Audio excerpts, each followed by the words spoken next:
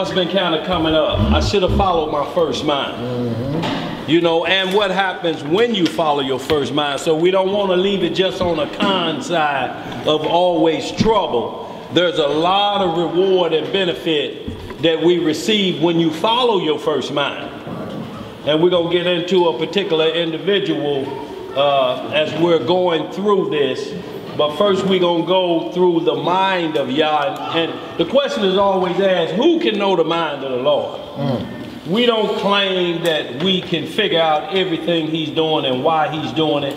But what he has shown us is that when it comes down to judgment, righteousness, and how to treat your brother, he said, I've given the prophets my mind and my understanding on those things. How and when he decides he wants to execute judgments or mercy, then that's on him. That part of him we can't know because it's way beyond what we can comprehend of knowing the mind of the Lord, because y'all, our judgment is always going to be tainted. It's full of vanity. And it favors yourself, so to speak. So we want to get into the mind of the Lord, and he gives us simple instructions of how to know his mind dealing with a particular topic. So we'll be on point. We want to play the guessing game and say, I know the Lord is coming. Because now we're date setting. That ain't the mind of the Lord. When he told you, I ain't never told y'all a date. So y'all, with that, we're going to move on because we run a little bit behind. So we want to get right into Yah's mind, what he told us. We're going to hit a couple scripts, a couple quick hitters, and then we're going to go into the second mind of the tree of good and evil. Why do we tend to fall for that mindset after hearing what our first mind is telling us? So y'all, a lot of times, yeah, you'll see things happening in the scriptures. Some things that seem left field, it'll say the thing was from the Lord. So you may think, oh, so he told him to go do that bad thing? Well, it's correcting another issue. Because the Most High, what he does a lot of time is he kills two birds with one stone, so to speak. He left the spirits of the giants before the flood to torment evil people after the flood. Everything, they just don't sit and wait, you know, until he uses them. They're constantly being used, sent to destroy and to cause problems for individuals who continue to break the law. Those spirits are sent out to torment you till you get your mind right. So we'll start with Exodus 20. Exodus 20. Yes, sir. And we're going to learn the mind of the Lord. What some refuse to hear the mind of the Lord when they don't even want to hear these big 10. The book of Shemot, Exodus, chapter 20. And y'all, the mind of the Lord right here, because this was given to Moses for us to get understanding. And what he commands, keep my commandments, keep my commandments, keep my commandments. Well, you have to get to a starting point, you know, when that was introduced to us, so to speak. And this is the Shalom, y'all. The reintroduction, shalom, y'all, of the Most High's word to us to gather us back together, to get our minds back together. Different priesthood at this time, but same instruction set of laws. Only thing we switching is priesthood, y'all. Go ahead, man. Where you at? The book of Exodus, chapter 20. Let me start at verse 1, brother. Yes, sir. The book of Exodus, chapter 20, verse 1. The 10 Commandments. And Elohim spake all these words, saying, I am Yahweh thy Elohim, which have brought thee out of the land of Egypt, out of the house of bondage. Thou shalt have no other gods before me. So this is the first thing you got to get in your mind, what the Most High is saying. I don't care who it is. Your mama, your daddy, your brother, your sister, your wife, your children. Nobody before me. And y'all, and that's a very serious thing we really truly have to look at. You may say to yourself, well, he don't really mean that like that, do we? Right. He means it exactly like that. You're not going to pray to me and then give my glory to somebody else. That's right. Right. You're just using my name in vain then. Go ahead, bro. Before, can I speak on this? Yeah, go ahead, bro. Before don't mean like 1 is before 2, or 3 is before 4. You feel me? If you get into it, what he's saying is don't have nothing in my presence. Like don't disrespect me. You feel me? You're not. In other words, you're not to be worshiping no other God. That's right. That's what he's saying. It's not like he can be number 1 and then Buddha can be a close number 2. Right. You feel me? Or whatever it is that you worship can be a close number 2. He's saying, what he's saying right here is don't serve or worship no other God. When you get into the before word, it actually means to my face. Like you disrespecting me by doing that. You know what I'm saying? That's what before actually means. So, you know, not for us to take it simply and be, okay, well 1 is before 2. You know what I'm saying? I can have him as number 1 and have Nike, the goddess of victories too. That is not what he's saying. He's saying don't worship no other God. Don't disrespect me. Right.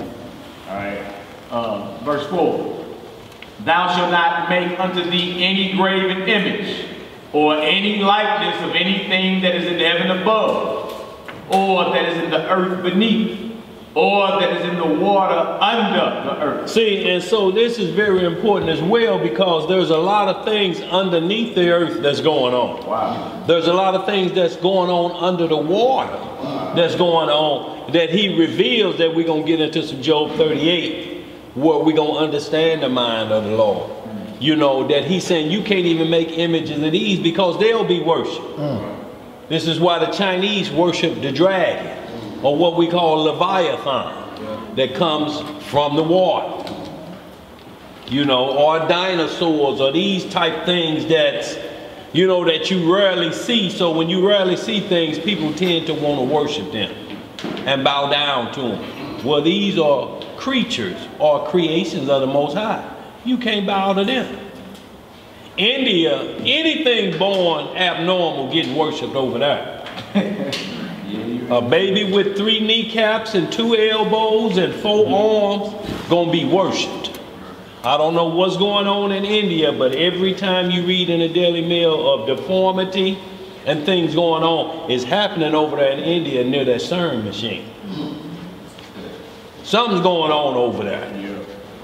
They just had a pig with a man's head on it. And they already got it in a glass case worshiping it. I'm talking about a full face of a man with a pig body. Spiritual wickedness in high places. Yes, sir. And it says not to make any image of those things. Because it's so easy to worship them and get them locked in your mind. And so every time you think about the word of the Lord, a picture pops in. What should pop in is what we're going over right now. No doubt. Words that tell you, don't do that. If you do, this is what's going to happen to you. Do this, and this is what's going to happen to you. That what should pop in your mind whenever the Most High name come up. But what a lot is coming up is titles. You got to say it this way. You got to say it this way. Or they paint a picture of what they say the Most High look like. Ain't nobody ever seen it. So how you know what he looked like to even make an image of him? And Satan is going to use that on us because we love it so. Something that we can have right there. And it's by no coincidence that organized religion have those 3 pictures structured right above where you look up. You're looking at your pastor. He's in the chief seat. Now you're looking up. Jack Kennedy, Martin Luther King, Robert Kennedy. Or white Jesus, you know, right here. So when you sick, everybody close your eyes in prayer. What's the last thing you just saw? So that's the image that's locked in here. Y'all took me 3 to 5 years to get it. I'm talking about burned out or be what we call deprogrammed. Debrief to get the image out of your mind that whenever you hear the word of the Lord, no image pops in your mind. Nothing can be compared to it. That's where we have to keep our focus on. Nothing in comparison to his power and his majesty and magnificent. What we gonna compare to? Go ahead, bro. And it's crazy. Like I say this too, Dan. It's crazy because everything that man worship outside the Most High is something that man made. Yes, sir. Like it may be something he looked at and then carved out and structured. You know what I'm saying? But he made it. He sweated over it. Mm-hmm. He should recap the dust and bowing to it or something that he made. He got imperfections. He got all that. You know what I'm saying? But they're trying to recreate the image and likeness of the Most High. In the beginning, man was made in the image and likeness. That's right. Of the Most High. Now he's telling us not to make any image or any likeness of anything in the heavens to worship it. That's the cornerstone of all idolatry. That's what goes down. They make an image, a man made the image. You know what I'm saying? And it comes some type of doctrine attached to it.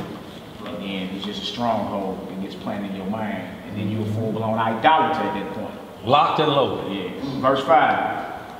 Thou shalt not bow down thyself to them, nor serve them. For I, Yahweh thy El, am a jealous God, visiting the iniquity of the fathers upon the children, until the third and fourth generation of them that hate me. So we see, if you even attempt to bow down, the punishments ain't just going to stop with you. There's a third and fourth generation. That's how long it takes it for it to get it out, or what is called get it out your system. You're talking about if you started this, then your great-great-great-grandchildren is going to end with them. So y'all, we have to be extra careful of what we're letting come out of our mouth, what we're teaching, because you're putting this on generations that may come after you, 2 of them after you've been dead.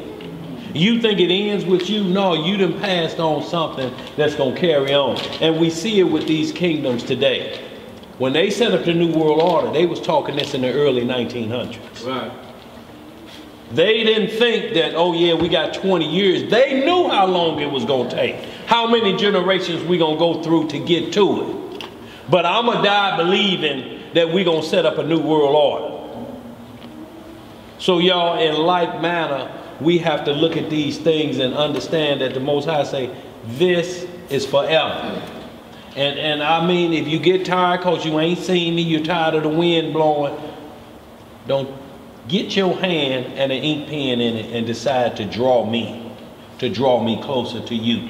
You're going to draw the Most High farther away from you. Because he rather have obedience than sacrifice. Right. And a sacrifice of making an idol is going to kill you. Go ahead, brother. Verse 6. Yeah. And showing mercy unto thousands of them that love me and keep my commandments. You see, what he's saying is showing mercy to thousands of them that love me. And we know love, according to all of 1 John 14, is the keeping of the commandments. So those that love the Most High keep his commandments, and he will show mercy to you. Because everybody sitting in here except these children know, ooh, that was in the Bible, I would have been dead. If this had happened and we were still under that, I'd be dead. Or on the flip side of that, there was no freedom of religion, like Mel always say. I could have been lost my life, but I would have lost it then for the Most High's sake, the kingdom's sake. If Boko Haram get up in her or ISIS, they gonna ask you point blank, who do you believe in? No stomach. Better come correct. Because they looking for quick answers or they gonna blow your head off, y'all. This is where we're at. Prophets face this. Go ahead, brother. Verse 8. Verse 7. Thou shalt not take the name of Yahweh thy Elohim in vain, for the Most High Yahweh not hold him guiltless that taketh his name in vain. So when we're talking about vain, we go through all of Ecclesiastes. It means worthless.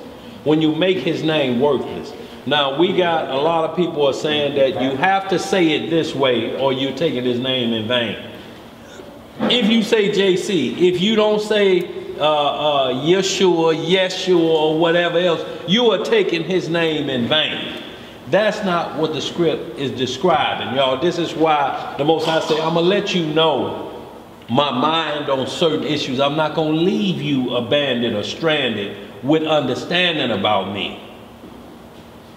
So hit that verse 7 for me again, just a little bit more. Verse 7? Yeah. Verse 7? Yeah, you was on 7, right? Yeah. Okay. Verse 7. Thou shalt not take the name of Yahweh thy Elohim in vain, for Yahweh will not hold him guiltless that taketh his name in vain. Now, Ezekiel 36:16 say that we got put out of the land because we took his name in vain. We profaned his name. Now, we're in our land. Everything is running together. So what name did we call on that all Israel in unison called on the wrong name? This half was that or this half was that? No, it had nothing to do that, but what it has to do with is the very chapter that we're in. Saying we love the Most High, making graven images, calling on other gods, and then wearing the cloak of Israel. And saying we're keeping the law, statutes, and judgment. But the other name that we were calling on, the practices showed what name we were calling on. Because everybody of notes, I don't care who it is, even Aleister Crowley say, do as thou will. He still has a book that you study from to learn how to do as thou will. The Lord, the God of Adonai says, do this. Well, what I'm telling you is, don't worry about that. Get your freak on. Chapter 1 of the Devil's Bible. Get your freak on.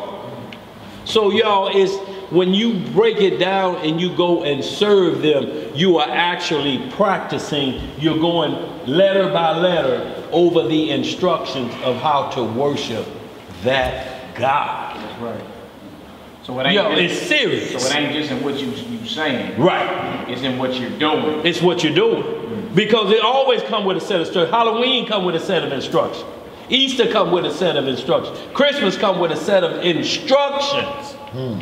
So that you understand how Satan, he'll have you serve, which is your second mind. And we're going to get into that as well. What's going on, baby? You're saying it's like you're carrying a brand name or something. Yeah, we are, yeah. Carry a brand name. When we say we Christians or we believe in our God, we have to represent or carry it the right way because other than that, if I'm out here gambling, I'm still stealing, I'm still robbing, or whatever, right? But I know I'm a Christian, or I know I'm an Israelite, and that's profaning his name. That's taking his name in vain because you're saying it's worthless to me at this point. All I'm doing is just reading ink on paper. I'm not taking any of it to heart. So my mind can't get in tune with the Most High's mind. Because I want to worship what I want to worship. I'm going to use this as a starting point to draw men in. That's how everybody get it done. But once you get into it, and once you see what you're chasing, you have to backtrack. Get your mind refocused. Be born again and get back into these words again of what he's commanding you to do. He's not commanding you to serve no other God, nor to even serve your own self. You can't become a God to yourself. Men have made themselves gods. But every one of them gonna come with their own list of rules, and that's what he's going to judge every man by if you bow to another God. He's going to tell you this is what that God requires, and you follow these steps. Just like the Masons and everybody else. Let's keep reading, man. Where you at? I'm in verse 8. Yeah. Verse 8. Remember the Shabbat day. Remember the Shabbat day to keep it holy. See, and that's a remembrance. If we coming out of Egypt, how are we remembering the Sabbath day? But he wants us to remember back from the beginning to rest this weary body. Take some time off and recharge it. Reboot your system, so to speak. Let it go into hibernation for a period of time so you can clear all of the viruses out and solely focus on the Most High. During this time, you have to remember to do that. And if these are like some are saying a lot of times, well, we got the law of Mount Sinai, well, what's talking about remember?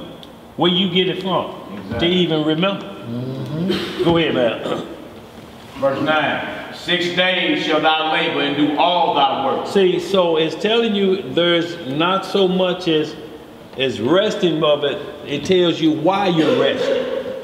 Because he wants you to get your hands dirty, so to speak, first spiritually. Getting off into this, spreading this word, and then laboring so you may eat in your household. 6 days at max, you need to be doing that.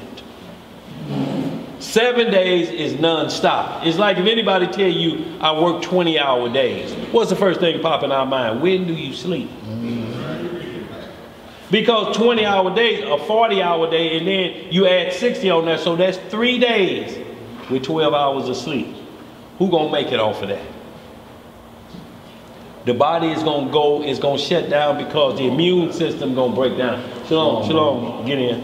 So go ahead, bro, what you had, Greg? Even if you're trying to fish for souls, men for the Most High, you gotta take a day off. Well, a day of rest, right? Well, what we're talking about is the Most High remember the Sabbath. It's the holy day, it's the set apart day. It's the time that you recharge. And you do good works on the Sabbath day, so you don't stop teaching anybody on the Sabbath day. You basically turn it up on that day. Okay. No servile work. No servile work, because you won't be able to turn it up with that on. You're going to be continually starting over again, and before you know it, Monday's right back here again. We're right back on the grind again. So when will you have time to truly turn it up? Because you have to get a just balance of keeping the Lord's work going through the week as well as feeding your household. So there has to be a just balance there, and then that day you take off solely given to the Most High. Go ahead, Matt. Verse 10, but the 7th day is the Shabbat of Yahweh thy Elohim. In it thou shalt not do any work, thou nor thy son, nor thy daughter, thy manservant, nor thy maidservant, nor thy cattle, nor thy stranger that is within thy gates.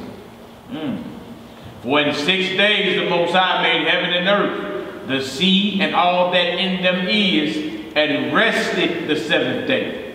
Wherefore Yahweh blessed the Shabbat day and hallowed it. So he rested from the physical labors, so to speak, of creating the world, which was done with the voice of his mouth. But if we're imitating this in like manner, and then he rested on the Sabbath day, but work didn't stop there.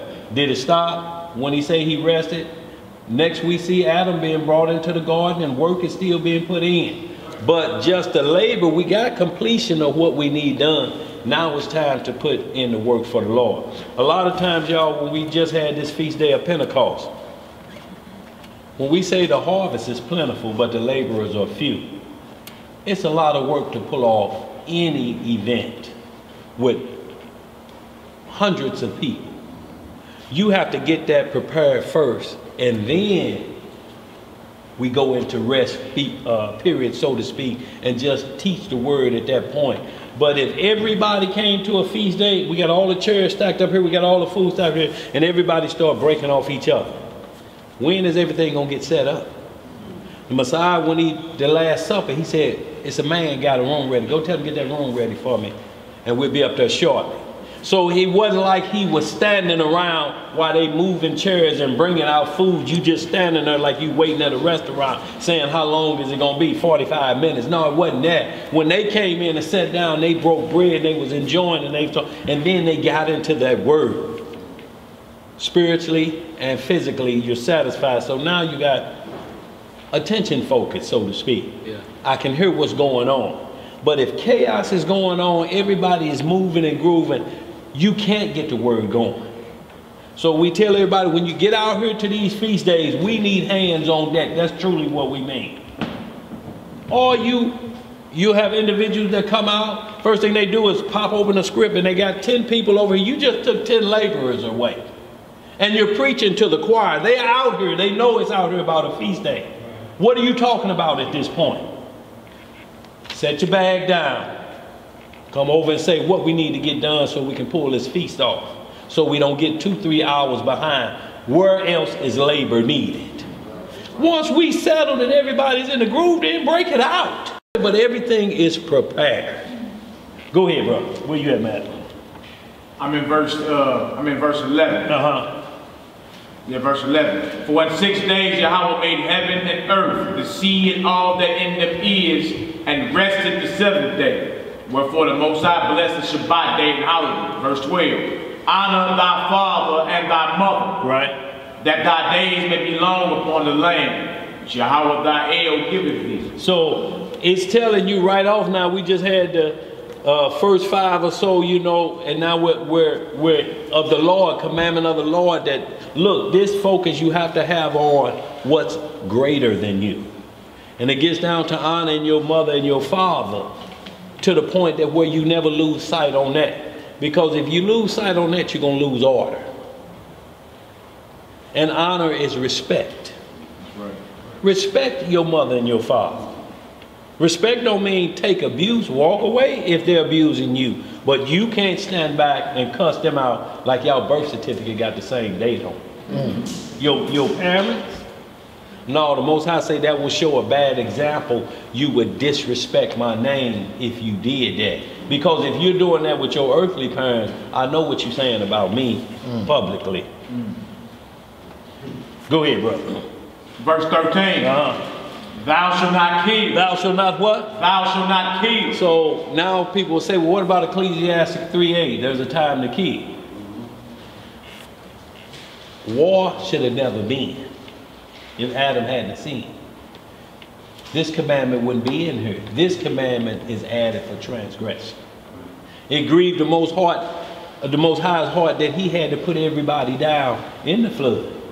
It said it grieved his heart that he had to do that. He thinking, this people just ain't gonna learn. Y'all, and this before Israel. Men are just out of control and do not want to obey the commandments of the Lord to live forever. Our mind is bad because we have the second mind mentality. And we're gonna get into who controls that. And y'all, we're gonna speed this up just a little bit. I want to just get through these commandments. Go ahead, bro.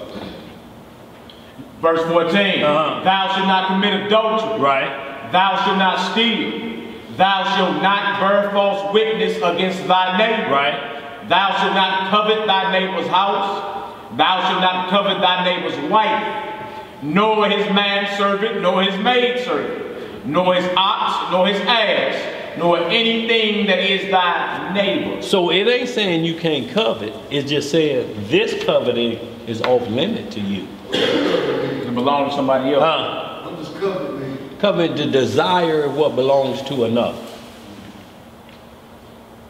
I wish I had his car. Not I wish I had a car like that and I'm gonna go save my money up, because they don't just make one.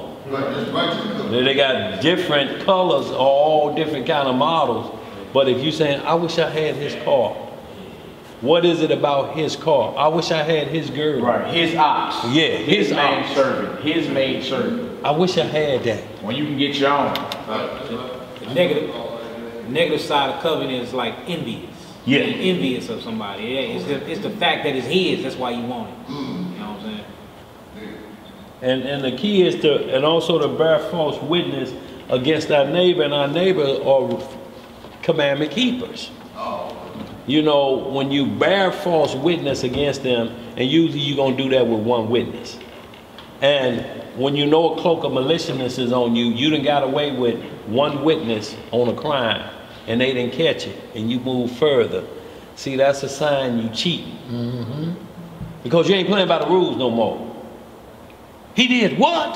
Where you hear that from? And don't quote me on it, man. I just out there in the streets or something. I ain't the one to gossip. I ain't the one to gossip. You ain't heard it from me. I'm not the one that's tail bearing. I'm just passing tail bearing. No, you're a tail bearer. I'm not the one tail bearing. I'm just passing tail. Go ahead, bro. Where you at?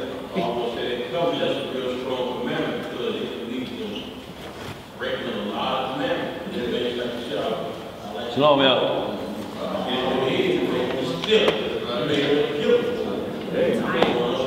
If you actually look at all the commandments, you break one of them, then you break them all. You kill somebody, you got a lot of cover it up. Yeah, you do. Like all of them. It's a continued slippery slope that you're facing. What you got, brother? Yeah, it's just basically like David coveted Bathsheba. The Lord gave David 8 wives. He said, I gave you, and I would have gave you more. He said, but what is it that you had to go and take this man's wife? He said, I'd have gave you whatever you asked me for. But what is it about his that you got greedy about?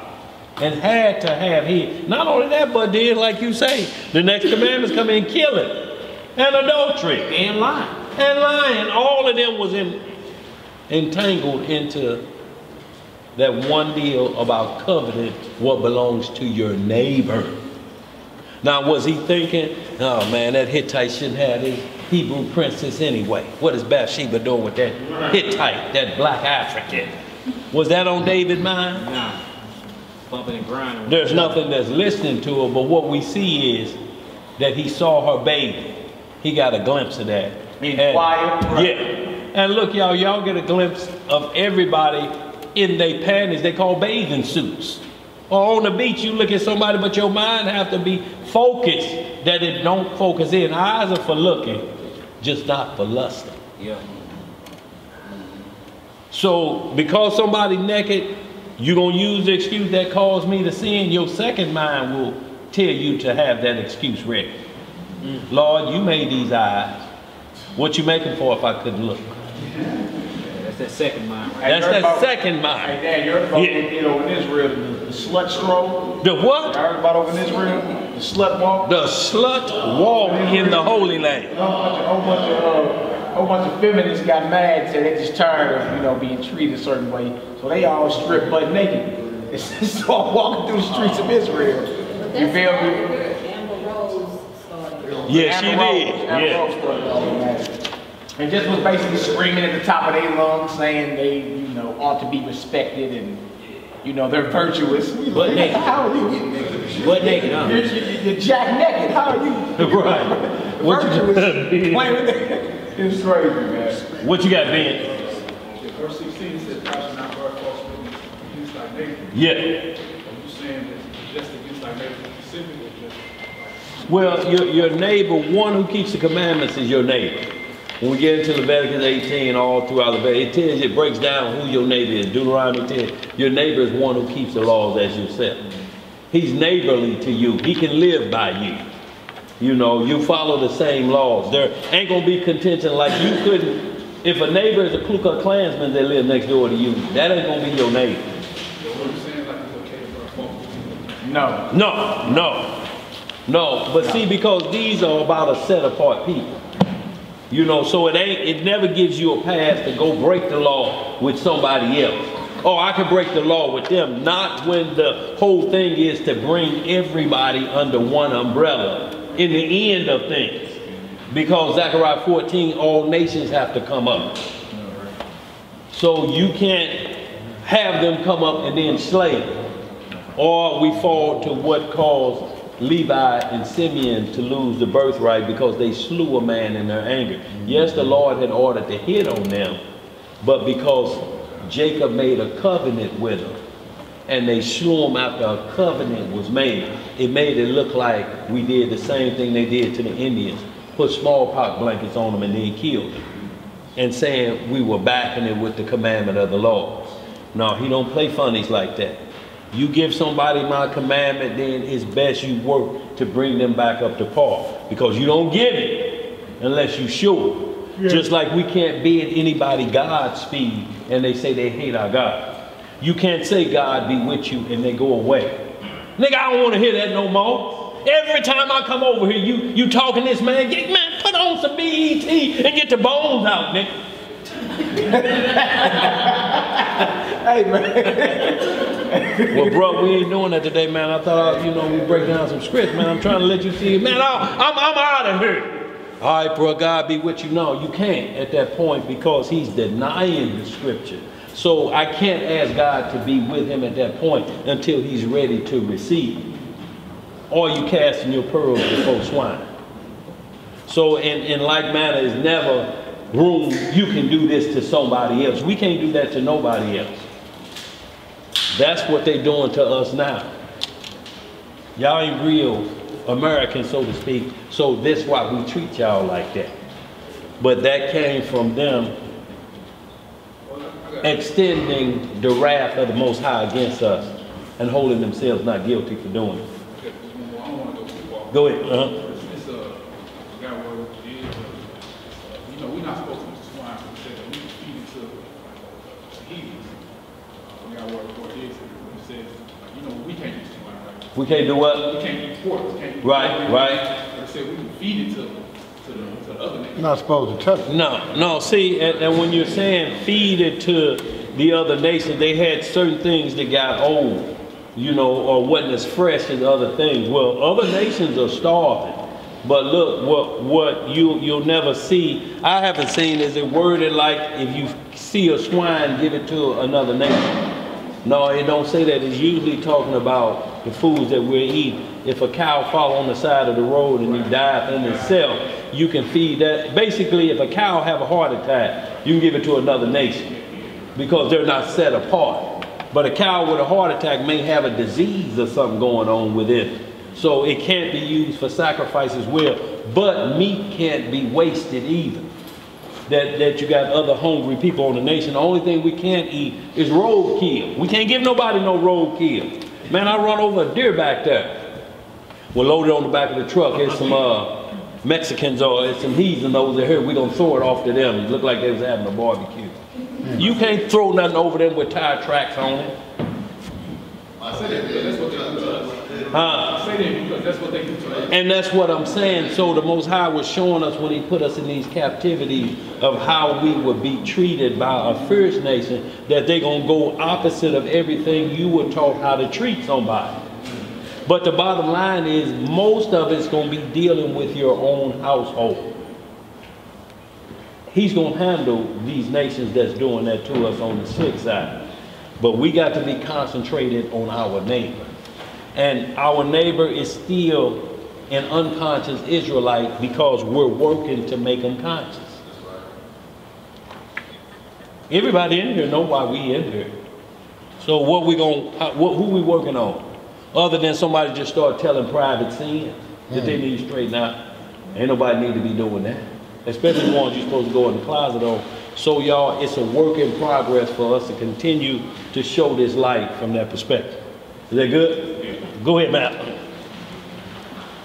What verse you in? Is that it? Is that all of them? Verse 18 you at? Yeah, that's all. Hit verse 18, just right there. Exodus 20 and 18. And all the people saw the thunderings and the lightnings and the noise of the trumpet and the mountain smoking. And when the people saw it, they removed and stood afar off. And they said unto Moshe, speak thou with us, and we were heard. But let not the Most High speak with us, lest we die. So they have clear understanding that when they're hearing this thumbling and this roaring, he's to be feared. You should be trembling at this because that's going to make you tremble when you hear this. But they like, you go talk to him. So they're in clear understanding of his wrath. I don't care who it is today, what do they say? Oh, you guys are talking about that God of the Old Testament. What makes them say that God of the Old Testament? Because of his wrath? Now look, they'll accept the wrath of the Most High in the God of the Old Testament if your house is damaged and they don't want to pay off the insurance.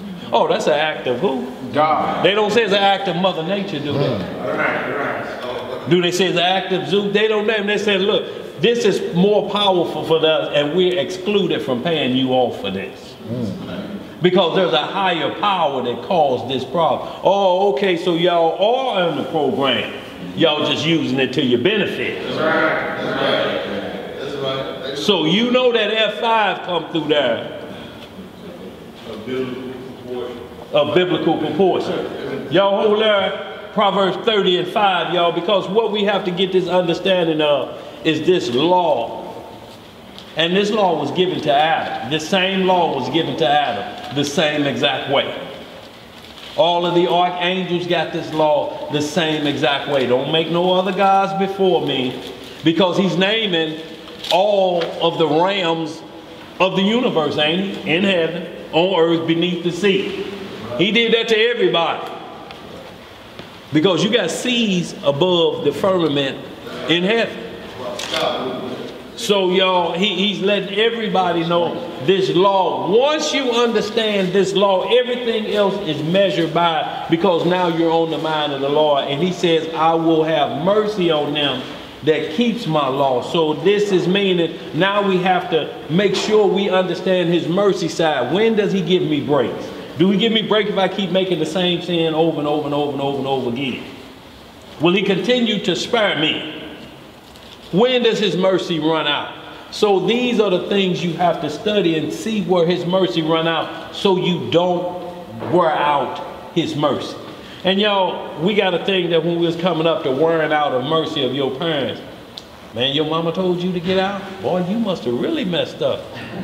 Your mama put you out? Because usually the daddy, the mom, I'm going to talk to your daddy, just go over here to the house, I'm going to call you. Come on, man. Now the boy, he's a young boy. He's trying to be. The mama tried to talk to him. But when the mama puts you out, I don't care who you tell. They be like, man, what you do?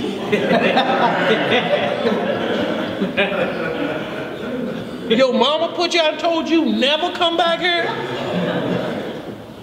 We're going to get into a little bit of Luke 15 as well on the prodigal son. I want to make sure I do that. But y'all, this is what we're saying, the mind of the Lord. Once we understand this Exodus 20, any versions of Bibles, go right there.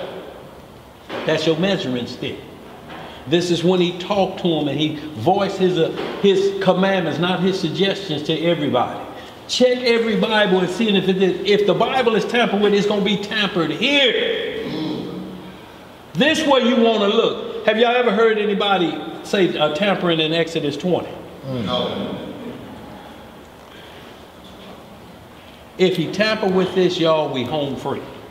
If this changes, thou shalt kill as thou feel. That ain't a body.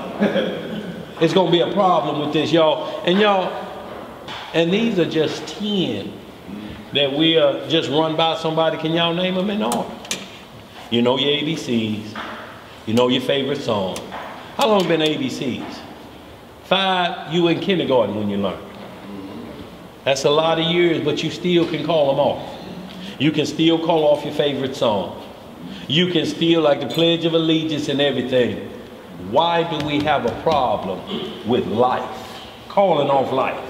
Rattling off life like this, like it's on my first mind. Why is all the second stuff, my second mind, I can rattle off like this? Why is my second mind clicking like this? What you got back there now? Like you always say in the scripture, law becomes a strange thing. Yes, sir. It become a strange thing to us because we're taught not to study it. Don't look at that Exodus 20. If you look at that, you're going to have to do right. Don't look at that. What you got, D? Malachi, meaning to say that everybody go to Sunday, whatever they were, to say the preacher all from all his lips. They don't say nothing about the law in the church. So you have no idea what the guidelines are. You have no idea who a neighbor could be. You have no idea what the Lord requires. So next it is, here's your second mind. This is what the Lord really telling you. Don't chew no gum in here. When you go to the bathroom, this finger high in the air and tip lightly. So you get a whole nother set of instructions, y'all. Once the instructions of the Most High is gone away with. Y'all, and this is what we're going, so you don't have your first mind.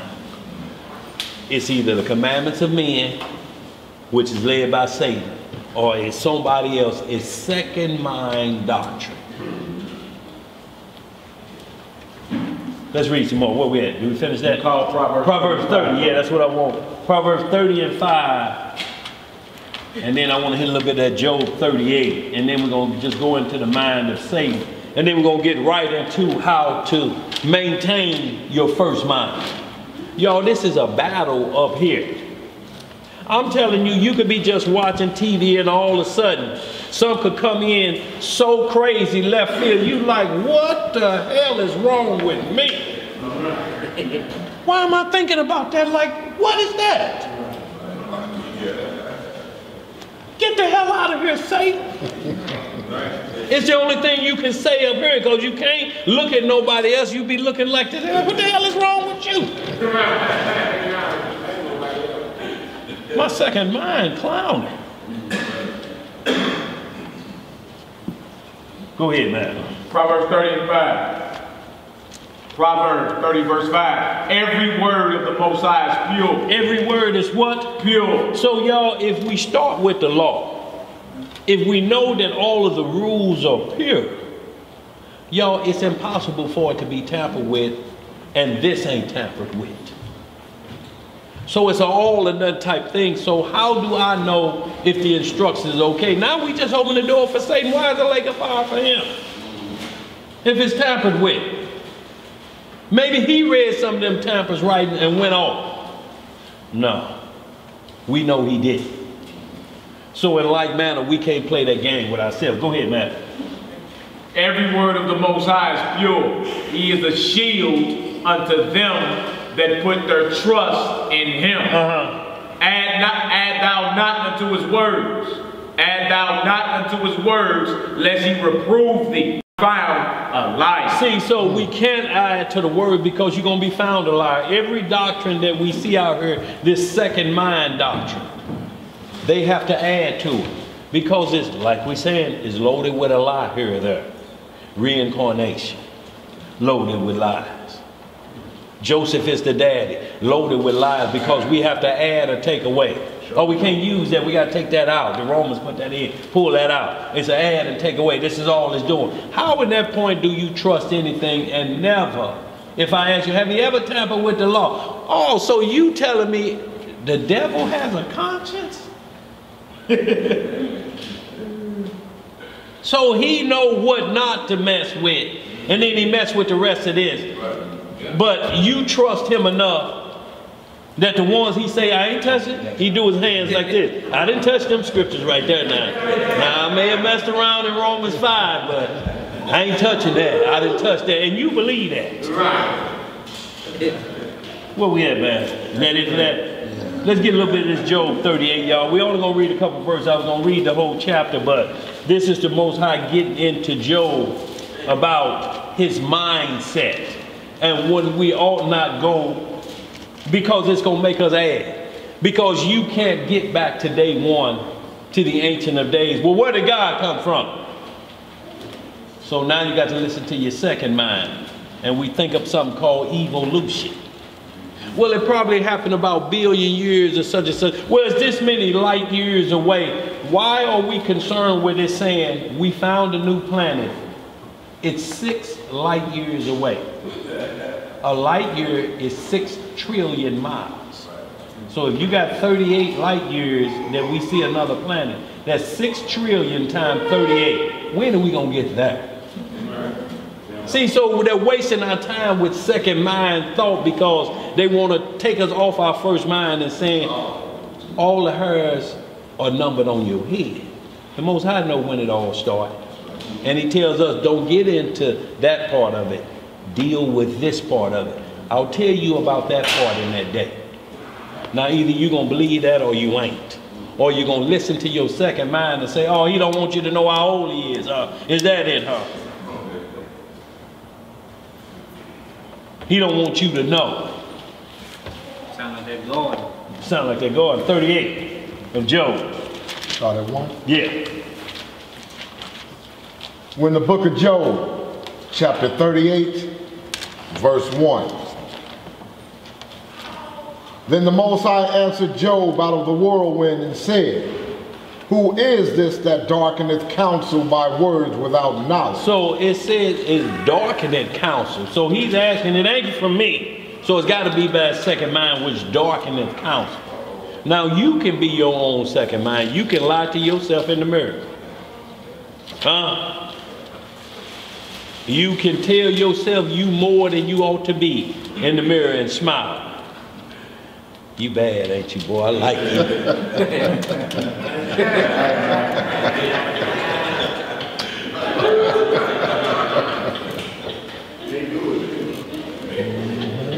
I mean, actually fool ourselves that we something when we are nothing, y'all. Go ahead, bro. Verse 3. Gird up now thy loins like a man, for I will demand of thee, and answer thou me. And y'all see what the first thing he asked him to gird up? His loins. And why is that? Because they're girded with what? What they have to be girded with, according to the arms. So he coming straight out the bat. Let's deal with truth here. Put your big boy shorts on. Your big boy drawers. Take your Supermans and your Batmans off. And put your big boy drawers on. We about to get into some truth. Go ahead, bro. Verse 4. Where was thou when I laid the foundations of the earth? Declare if thou hast understanding. So he just asking him a simple question now. Job, you've been answering a few things. You got your boys over here. You can't understand what's happening to you right now. Let me just ask you a simple question before we go further. You done had all this dark counsel. What was you at when I laid these foundations of the earth? Were you part of the Godhead? Declare if you got knowledge. Lord, you don't remember this? That was me standing over right. No, he didn't answer nothing like that. Go ahead, brother. Who hath laid the measures thereof, if thou knowest? Or who hath stretched the line upon it? Whereupon are the foundations thereof fastened? Or who laid the cornerstone thereof? When the morning stars sang together, and all the sons of Yah shouted for joy? Or who shut up the sea with doors, when it brake forth, as if it had issued out of the womb? So he just asking all these questions. How is the sea, all the rivers run into the sea, but the sea is never full? How can it crash into the shore and it knows I'll only come this far and then I'll go back out? What's controlling that? Why don't it just keep going? It will on a typhoon or something, and they warn you, I'm coming in. But y'all, the power of it coming back out is so forceful, it was like a vacuum cleaner, suck everything back into the ocean. Cars, boats, trucks, everything. It'll pull right back like sucking you into a dark hole. What's crazy about that, Dan, is it go like 60 feet on the shore. Like when you walking into the ocean, it's all sand, and then all of a sudden it's a drop off. That water come all the way there and go all the way back. They have a line right there. It may be from out to the parking lot. Over there where the old Aldi's used to be. And it's a rope there. You can walk straight like that and then boom! Yep, drop straight off. All that water keeping it. That's crazy. What keeps it, what is controlling y'all is called the elements obeying. Straight up. They got laws too, man. They got laws too. Most definitely. And they are obeying the laws to the letter. Let's read some more, y'all, because I want to get caught up a little bit. Verse 8. Or who shut up the sea with doors, when it brake forth, as if it had issued out of the womb? When I made the cloud the garment thereof, and thick darkness a swaddling band for it. Right. And break up for it my decreed place, and set bars and doors. So when we get into the book of Enoch, you'll see I got enough snow in this room. There's lightning and thunders in this room. And I command those doors to be open, and it's sent out to satisfy my wrath on earth. And he said, I'll open this door to give rain to the just and the unjust. Y'all, that's a merciful God, because he said, I'm going to make sure there's nary an excuse on Judgment Day. Lord, how could I turn back to you when my crops were dried out? He will send rain to the just and the unjust, that hopefully the mind will turn around. So when he was talking about in Genesis 6, it grieved his heart that he had made man, he was talking about all of them that fell off. The angels that fell off, mankind that fell off, and all of the reproduction of that, leading up to the worst time on planet Earth that you have to wash everything clean. He said that grieved me to my heart that it had been reduced to that. But this is a free will thing. He is not going to put us in robot mode. I'm not going to lock you in like you used to lock old four-wheel drives in. I'm going to lock it in one. Yo, we'll just be marching like this. Got to do the work of the Lord. Got to do the work of the Lord. That's right. Huh? But go ahead, bro. These people are here, they violating because they serving. They're taking away the sovereignty. See, he's sovereign. But he made us sovereign too, with a choice to wake up and choose to serve him or serve the other side. shoving the other side down our throat, they taking him out of the mix. Right. So I believe they're paying a terrible price. They're going to have to pay for it. Well, and the deal is, on Judgment Day, because it's without excuse, they're not forcing anything yet. They're not forcing anything. It's all just the bottom line. What did God tell you to do? Once you answer, everything else is off the table at this point. You're on the hook at this point because it don't work no other way. The first mind is always the mind of the Lord, instructing you. Everything that comes after that is mind number 2. And mind number 2 cannot supersede mind number 1 because flesh will rule at that point. It's not supernatural flesh anymore.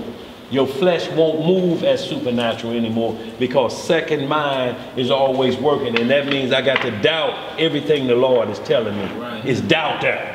I can't trust that right there. How do you not believe any miracle or anything, the virgin birth, and you already starting off at a virgin birth and you looking at this? Let me see, he made out of dirt. And then he got a rib plucked out and made a woman. Oh yeah, that's good right now. But the virgin birth, the kings ain't came no other way. Well, let's talk about the first king on earth. How did he get here? Did he have an umbilical cord? Was he separated from the earth? Sure, was it cut? When Adam was made? Sure, was given dominion, boy. How do you start off in the beginning believing a virgin birth because he was taken from virgin earth? But yet this one over here is so far away from you, you can't even believe it. Your problem ain't in the New Testament. Your problem is in Genesis. Start at 126 about a man. Going over in chapter 2. Go ahead, read some more of this, y'all. We're going to speed through this. When verse 11.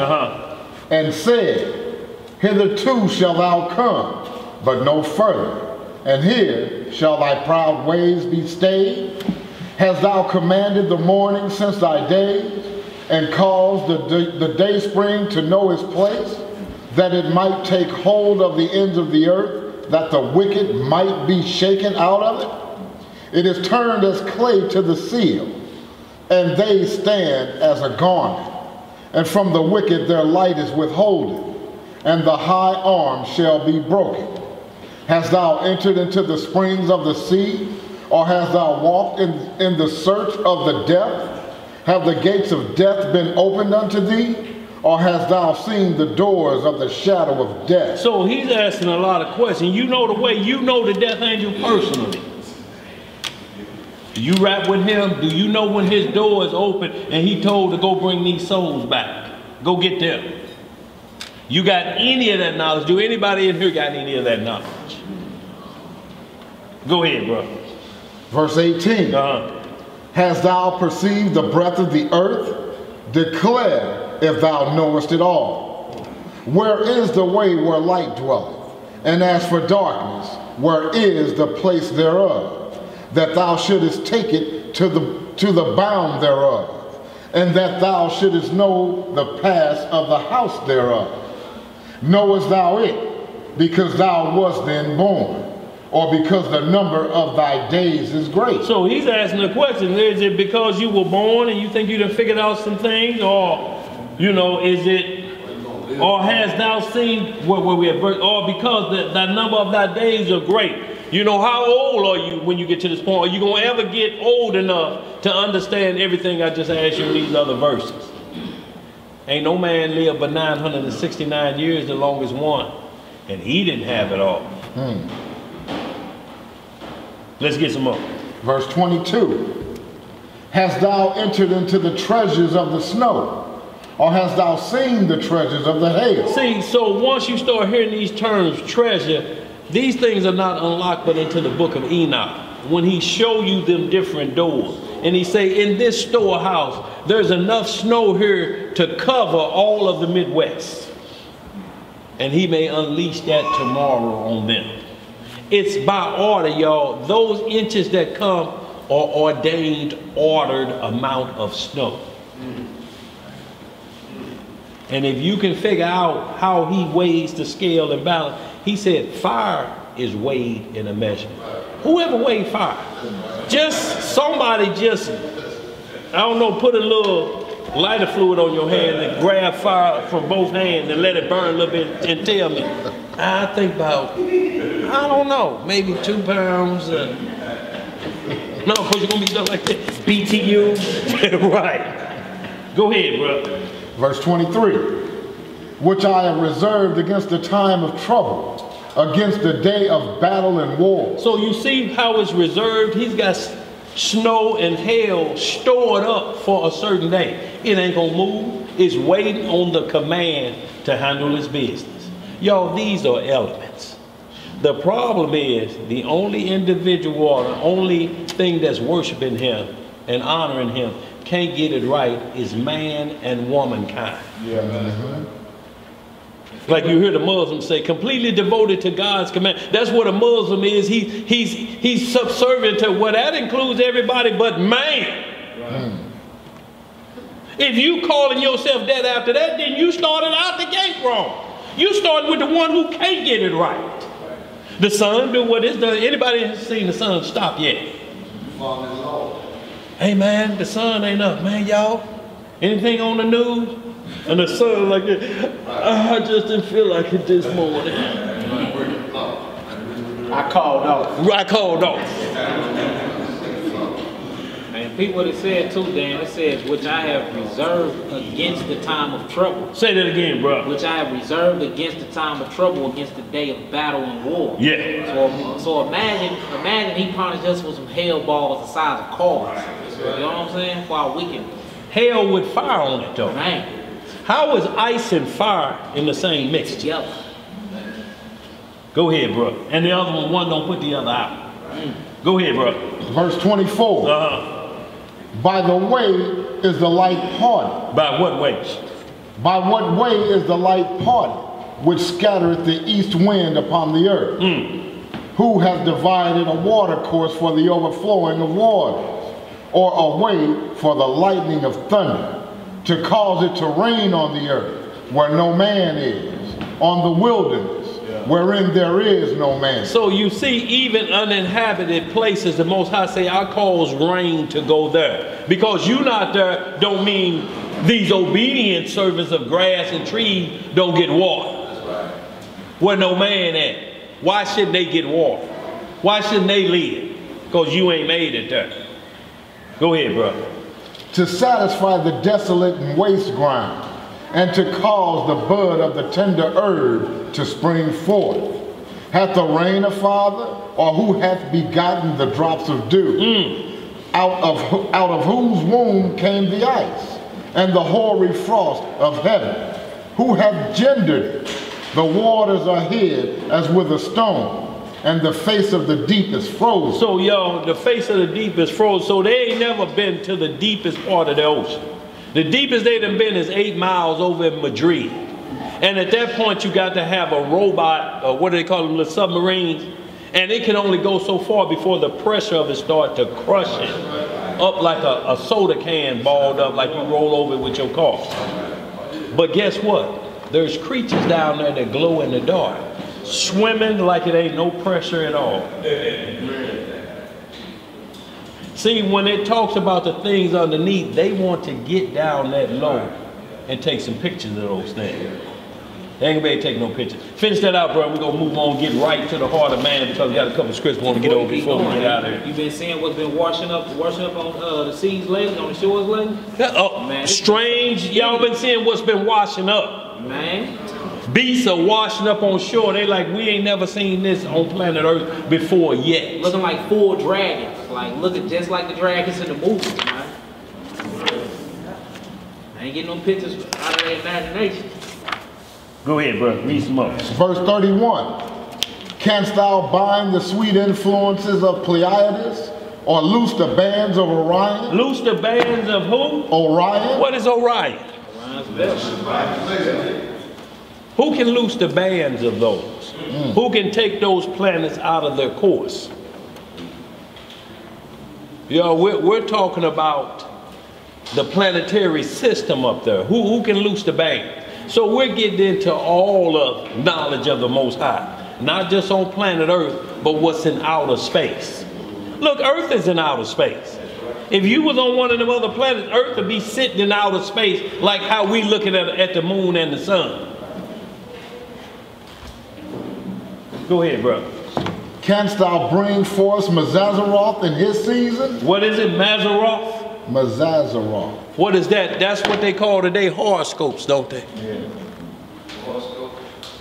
So y'all, or somebody look it up real quick, Mazaroth. It got to do with the stars. Stars, it says. So a lot of this, y'all, is what verse you in, brother? 32. 32. Job 39, 30, 38. 38, 32. Yeah. So what it's asking is everything, now he's getting into, he's on Earth, now he's getting into outer space. Can you answer any of these questions? Can any of NASA explain this? Y'all, and y'all just look at the trickery of how the second mind works. It'll tell you, new planet discovered, may be heaven. or they may say, heaven discovered. They'll start it off like this, you'll be like, wait a minute. What you mean heaven discovered? And then they're having a planet 6 trillion light miles away. Maybe what people are calling heaven. See, the wording changes when you get into that. See, the beginnings say heaven found. They're not telling you maybe that's just to get you to click on to it so you look. And then they say maybe found or maybe. So what they're telling you is not accurate. We can't tell. We're in the Job 38 on this. But guess what? We'll keep reading and start repeating it.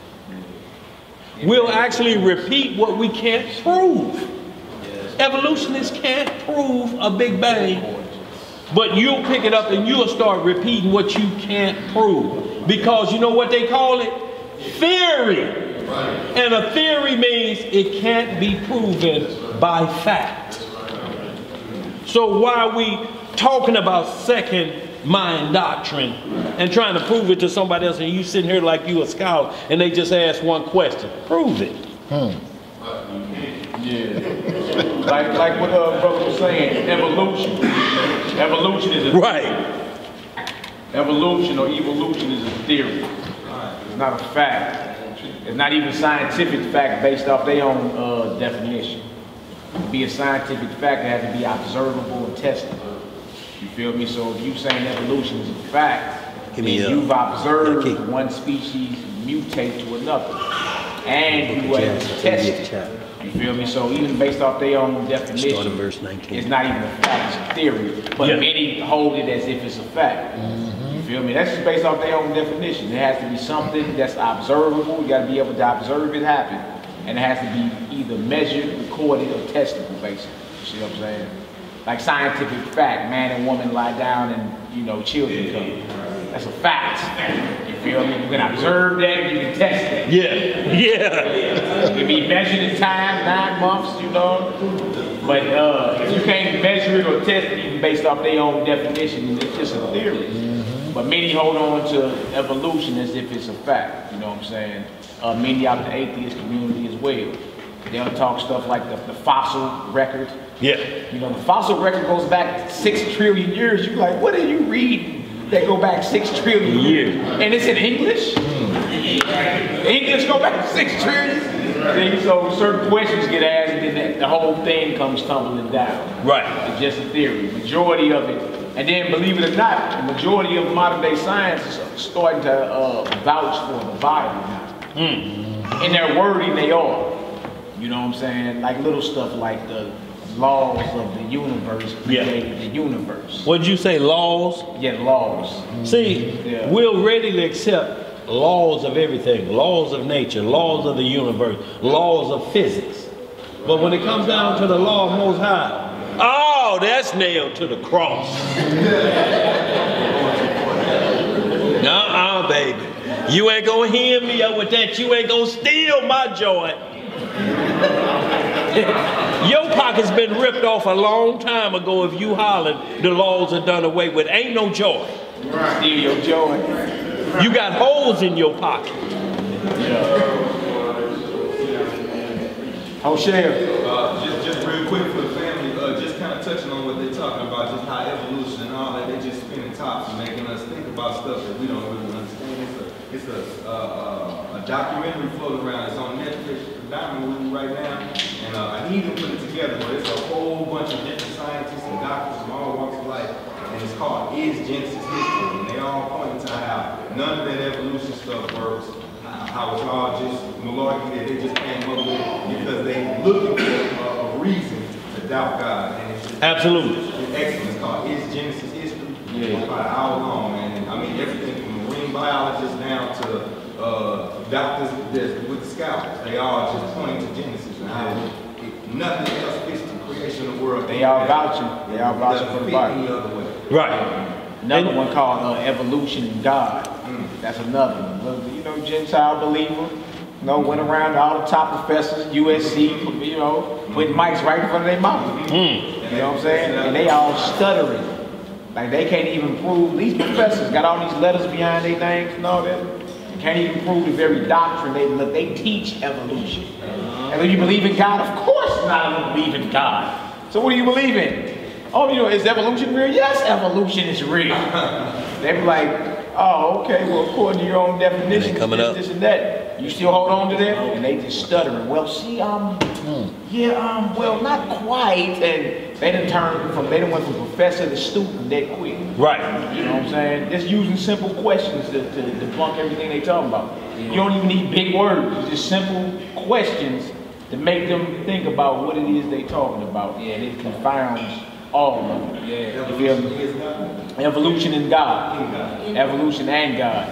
Another thing they talking about when they was talking about how the laws of the universe predate the universe. You know what I'm saying? But the Bible vouch for that. The Most High at the beginning saying, let there be this, let there be that. He's commanding everything into existence. You see what I'm saying? So they vouching for the scripture as time is getting shorter and shorter. You know what I'm saying? Without actually coming out and saying that the smartest man they claim on the planet, he disabled. Stephen Hawking in that wheelchair. Now he's admitting that there is some type of grand designer behind all this. That it couldn't have been a big bang. There's some type of intelligent design behind the right to the end of one. Let's come on out and say it. Yeah, Lord, in the beginning, God created the heavens and earth. That'll be easier for you to say. See what chapter you in. So, 40. You got to go down to 80. Yeah. Go ahead, bro. Where we at? We're in verse 32 of Job 38. I looked at Mazzaroth up too. Okay. It says the 12 signs of the zodiac. The 12 what? Signs of the zodiac. So, y'all, we were named after tribes. Tribe of Judah, tribe of Benjamin. So, how did the second mind come in and we start naming ourselves after the Mazzaroth? Oh, I'm a Pisces. I'm Aquarius. Even a song came out for our generation. Float on. Look, your rap game, you was rapping Mazzaroth. That was your cool talk to pull a gas.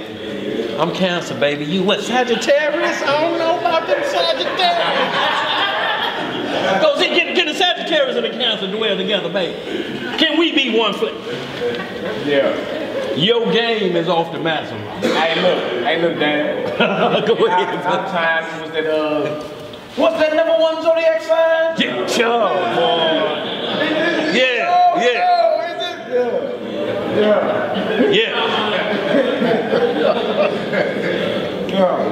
Float on was the jam, y'all. And that was some Lukey talking. So at that point, not only that, but today you still hear people judge certain groups of people by the month that they were born. Man, so what she do? Bet she a Leo, ain't she? Oh boy. You should have went with a Libra. See, every experience I done had with a Libra. Now look, I may not be with them, but they wasn't evil as that one, as them Leos was. So now your whole thought process is chasing the stars. When we a tribe of people. No, she's a Judite. If she here in America, and our parents got off them slave ships here. If she's over there, she may be this or she may be that. But Judah is still to the four corners and the tribes are blended in. But naming after stars, y'all, and then every day when it pops up on your phone, daily horoscope. And it becomes a horror to you, just like you're saying. It's a horoscope. Chase it and see the horror that come in your life. Soothsayers will use it against you.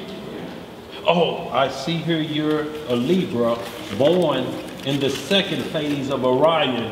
Oh, baby, it looks bad for you. I'm seeing here too a dollar sign. Did you get paid yesterday? Yes, I did.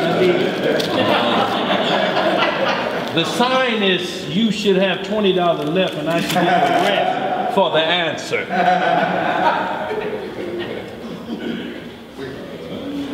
You get it yet, bro? I'm right here. This is something we wanted to pull up. I just wanted because every time we watch movies now, y'all, we watch movies as fact-finding mission. You can watch everything, but you're watching for first mind and second mind. You're trying to see, because the second mind is an imitator. He's going to imitate everything. We're talking about the movie,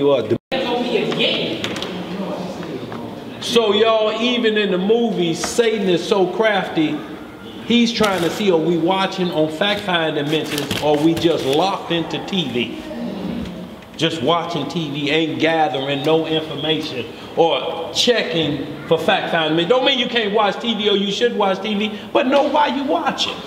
See what you're seeing, because Most High say my word ain't gonna come back void. And it's an imitator out there that's imitating. Where did Satan get this idea from? Where was it first recorded? The holy man, the Most High, read that for me, man.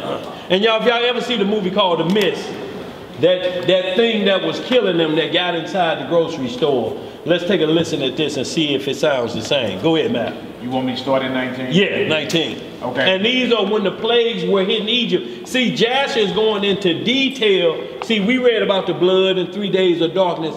There was a lot of things going on with them plagues hitting y'all way deeper than we can understand. A lot of things going in, because people hear about the plagues and they try to run and present it like these doomsday bunkers and everything. They're trying to build things, so in like manner they were trying to do things to ward off the plagues of the Most High coming. Go ahead, read that, man. I'm looking to count start at 14. Yeah, yes, sir. All right, this is the book of Jasher, chapter 80. I'm starting at verse 14.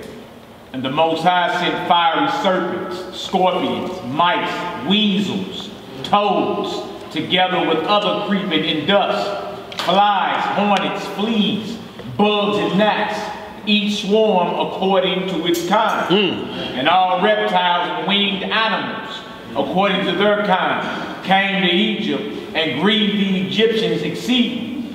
And the fleas and flies came into the eyes and ears of the Egyptians.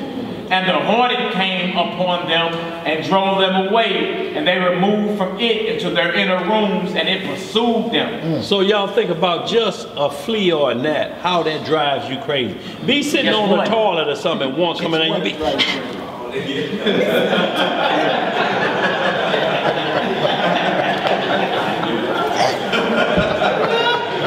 Look, hell, we can't even stand Keith Sweat because he sounds like a gnat in your ear. Yeah, baby, yeah.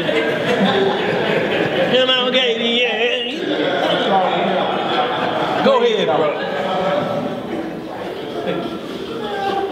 Verse 19. Yeah. And when the Egyptians hid themselves on account of the swarm of animals, they locked their doors after them. And the Most High ordered the Sul-Lanuk,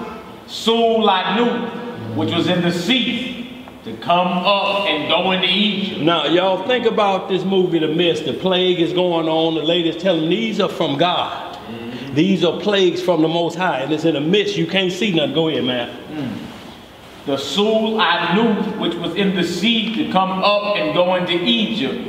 And she had long arms, 10 cubits in length of the cubit of a man.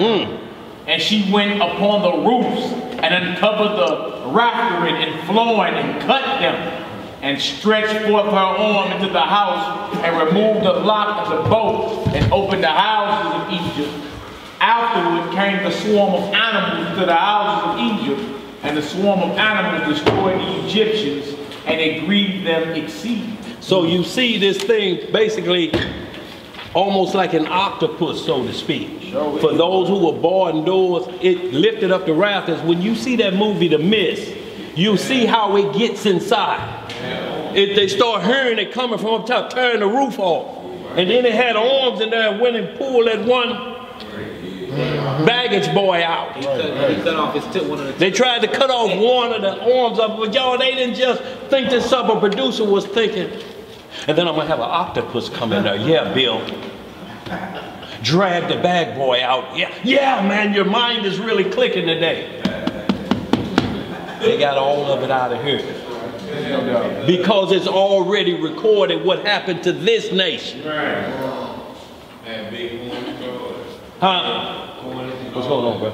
Yeah, but if you get into like a lot of these mystical guys, everybody got destruction of a big old octopus that walked on land inside of their religion.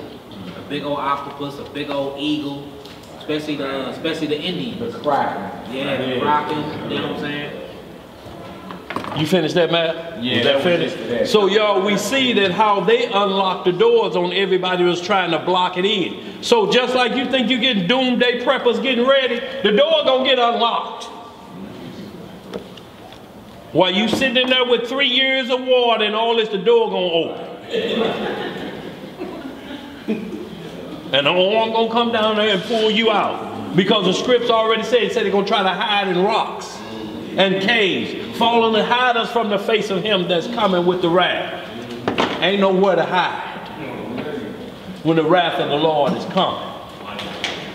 Let's get back into this. Job, y'all want to speed it up a bit because we're running out of time. What verse we in there, Job?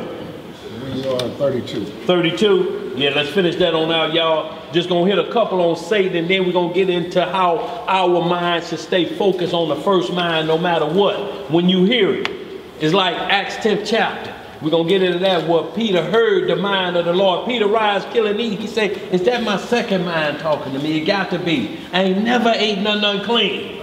This second mind. Who would tell me to eat that? I can't be the Lord. Let's read. Go ahead. We're in the book of Job, chapter 38, verse 32. Canst thou bring forth Mazzaroth in his season? Right. Or canst thou guide Arcturus with his son?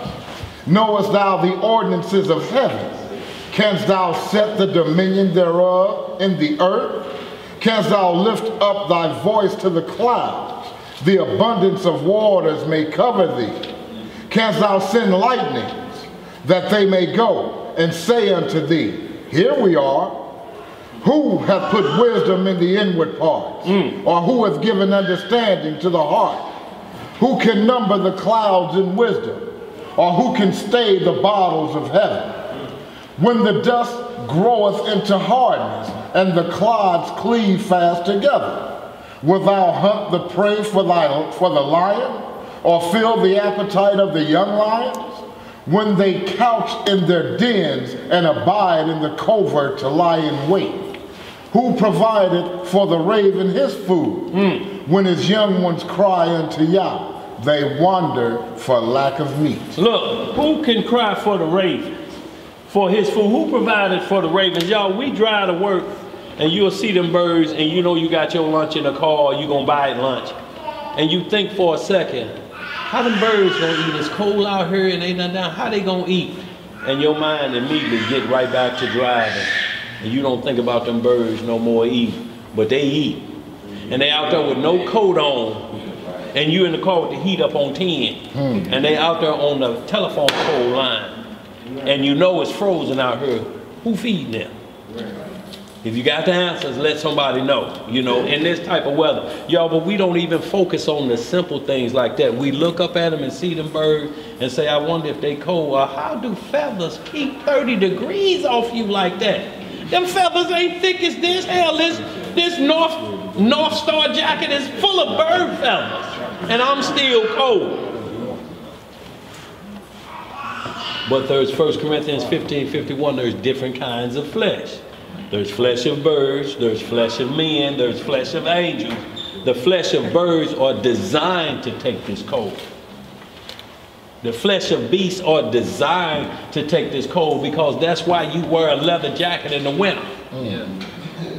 Cows can stand that cold. So you grab what's off of them and you put it on you to be able to deal with that element, because our covenant got taken off of us in the garden because we listened to the second mind. Now we have to live like what's beneath us, and that's beasts. So we warm up with their clothing because now we on this level. Because we won't listen to our first mind. Y'all, our first mind was paradise. A set temperature every day. Right here. The most comfortable temperature you can say, Leclerc Gas and Union Electric be out of business. That temperature right there. But we didn't want it, y'all. We wanted to hear what he had over here. See, he don't want you to be flossed out, you know. See how the cow flossed out with that fur on him? He didn't want no fur on you. Your God is a hater. And you sure is. I want to rock a fur coat. But you still going to be colder than that animal that's rocking it. They can walk through water with it. I don't care what kind of leather you go through. You go through 32 below zero or 32 degree water. I don't care what you got on. They're going to have to come get you. We finished that up there. Yes, sir. Let's get right to the heart of the matter on Genesis 3:6. Genesis 3 and 6. We're going to hit Ezekiel 28:12. And y'all, then we're going to move right into how to get our mind focused on how to serve the Lord and keep what we call a one-track mind.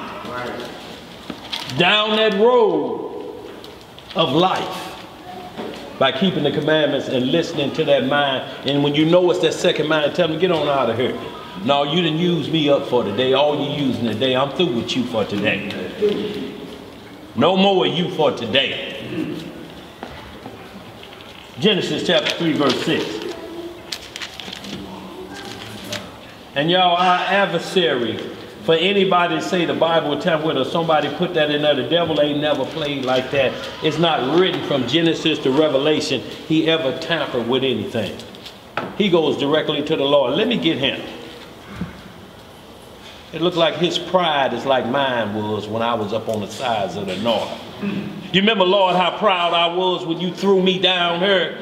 His pride seems to be the same way. I see the same exact thing happening to me. Let me get at it. And the Lord asked, who you talking about? My servant? You ready to get at him? Oh, you don't know about him. Give me the shot. Y'all, that's what we are involved with. That part of it comes with the territory as well when we say we're here to serve the Lord. We have an adversary that's going to try us on our faith. You talking a good game? You best be walking a good game. Or you going to be tried on your face by this adversary who know what you desire. You think Eve, he just picked out that one desire? Or did he know what was going on in the process, standing right there watching and seeing, oh, I can get him this way. She like flash and dash. Y'all, ain't no coincidence the gifts that we give are flash and dash to a woman. Dazzles the eyes, make it bright. Scripture says a man will go out on a journey, fight a war, swim back 10 miles like he's a triathlete, and bring that gift back home for you. You done killed a whole city, swam 3 miles in the treacherous sea, and this is what you peel out for you? Yes. Go ahead, bro. Where we at? Genesis chapter 3, verse 6. See, I don't know about y'all, but see, in my era, when you got a car, it wasn't for your partners to see your car. Your whip was getting ready for somebody to be on the passenger side. And it best be clean. I'm talking about when we even armor all the seats because most of them was vinyl. I'm talking about when a woman got in your car, she slipped down. Like, oh, wait a minute, what's this? All them seats is armor all, baby. Just for you. Hey, together. Armor all on them tires. No, it wasn't for Earl and Rufus to be like, damn dog, you got it. No, somebody need to be on the passenger side. All this labor and sweat. Oh no, not for no hairy ankles to be over there all day. At least when the sun's setting, I got to drop you off. It's time for me to head this way.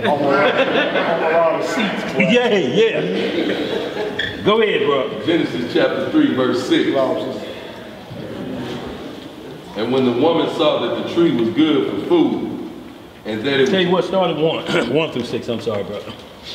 Genesis chapter 3, verse 1.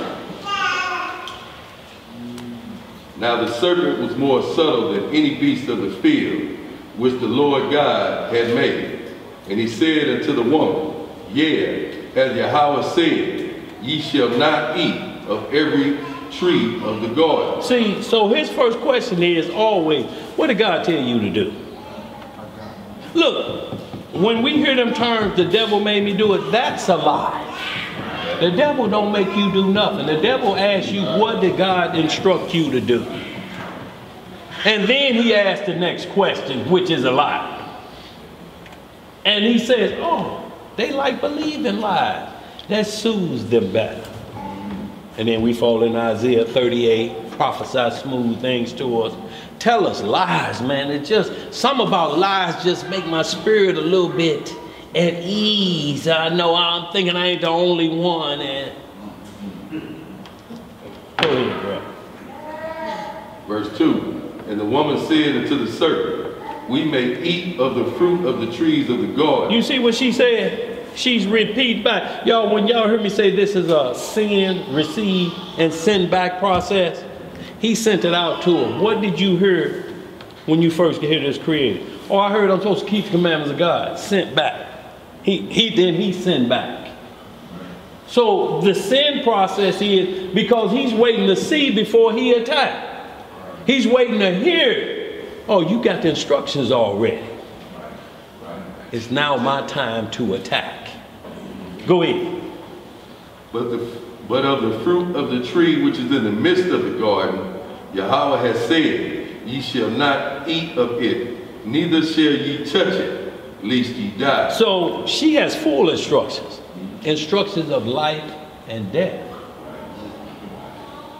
Yo, look, this is already in you. Life and death, she understands, and she's repeating it back. I'll die if I go any way other than this. What made her lose her faith that quick? Second mind. Go ahead. What did it say? And the serpent said unto the woman, ye shall not surely die. What that mean? That God's of what at this point?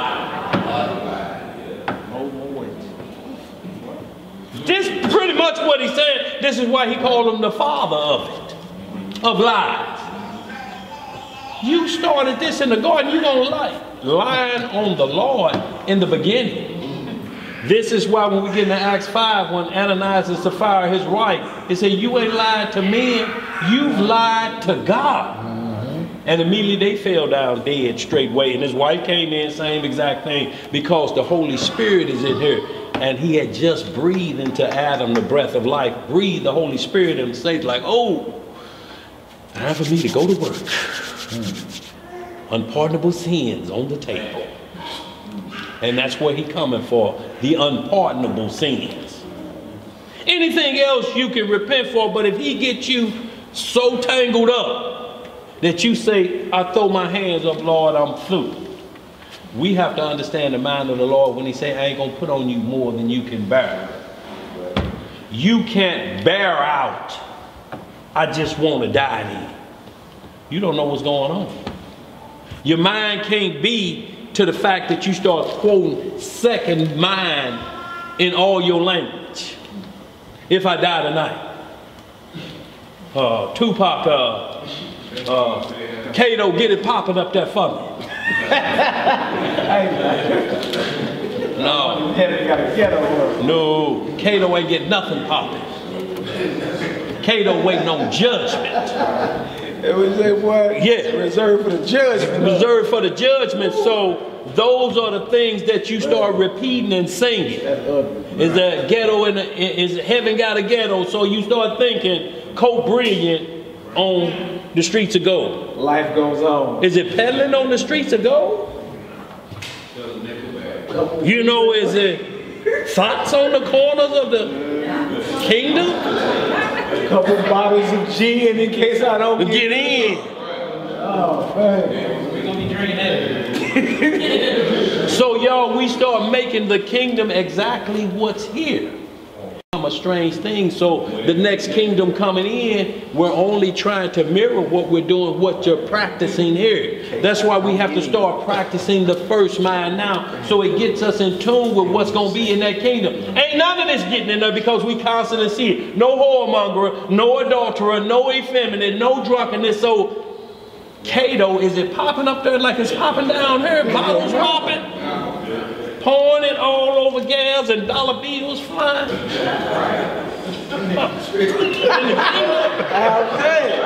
Hey, that was the image though. Right. What a man. Let's read some more, y'all.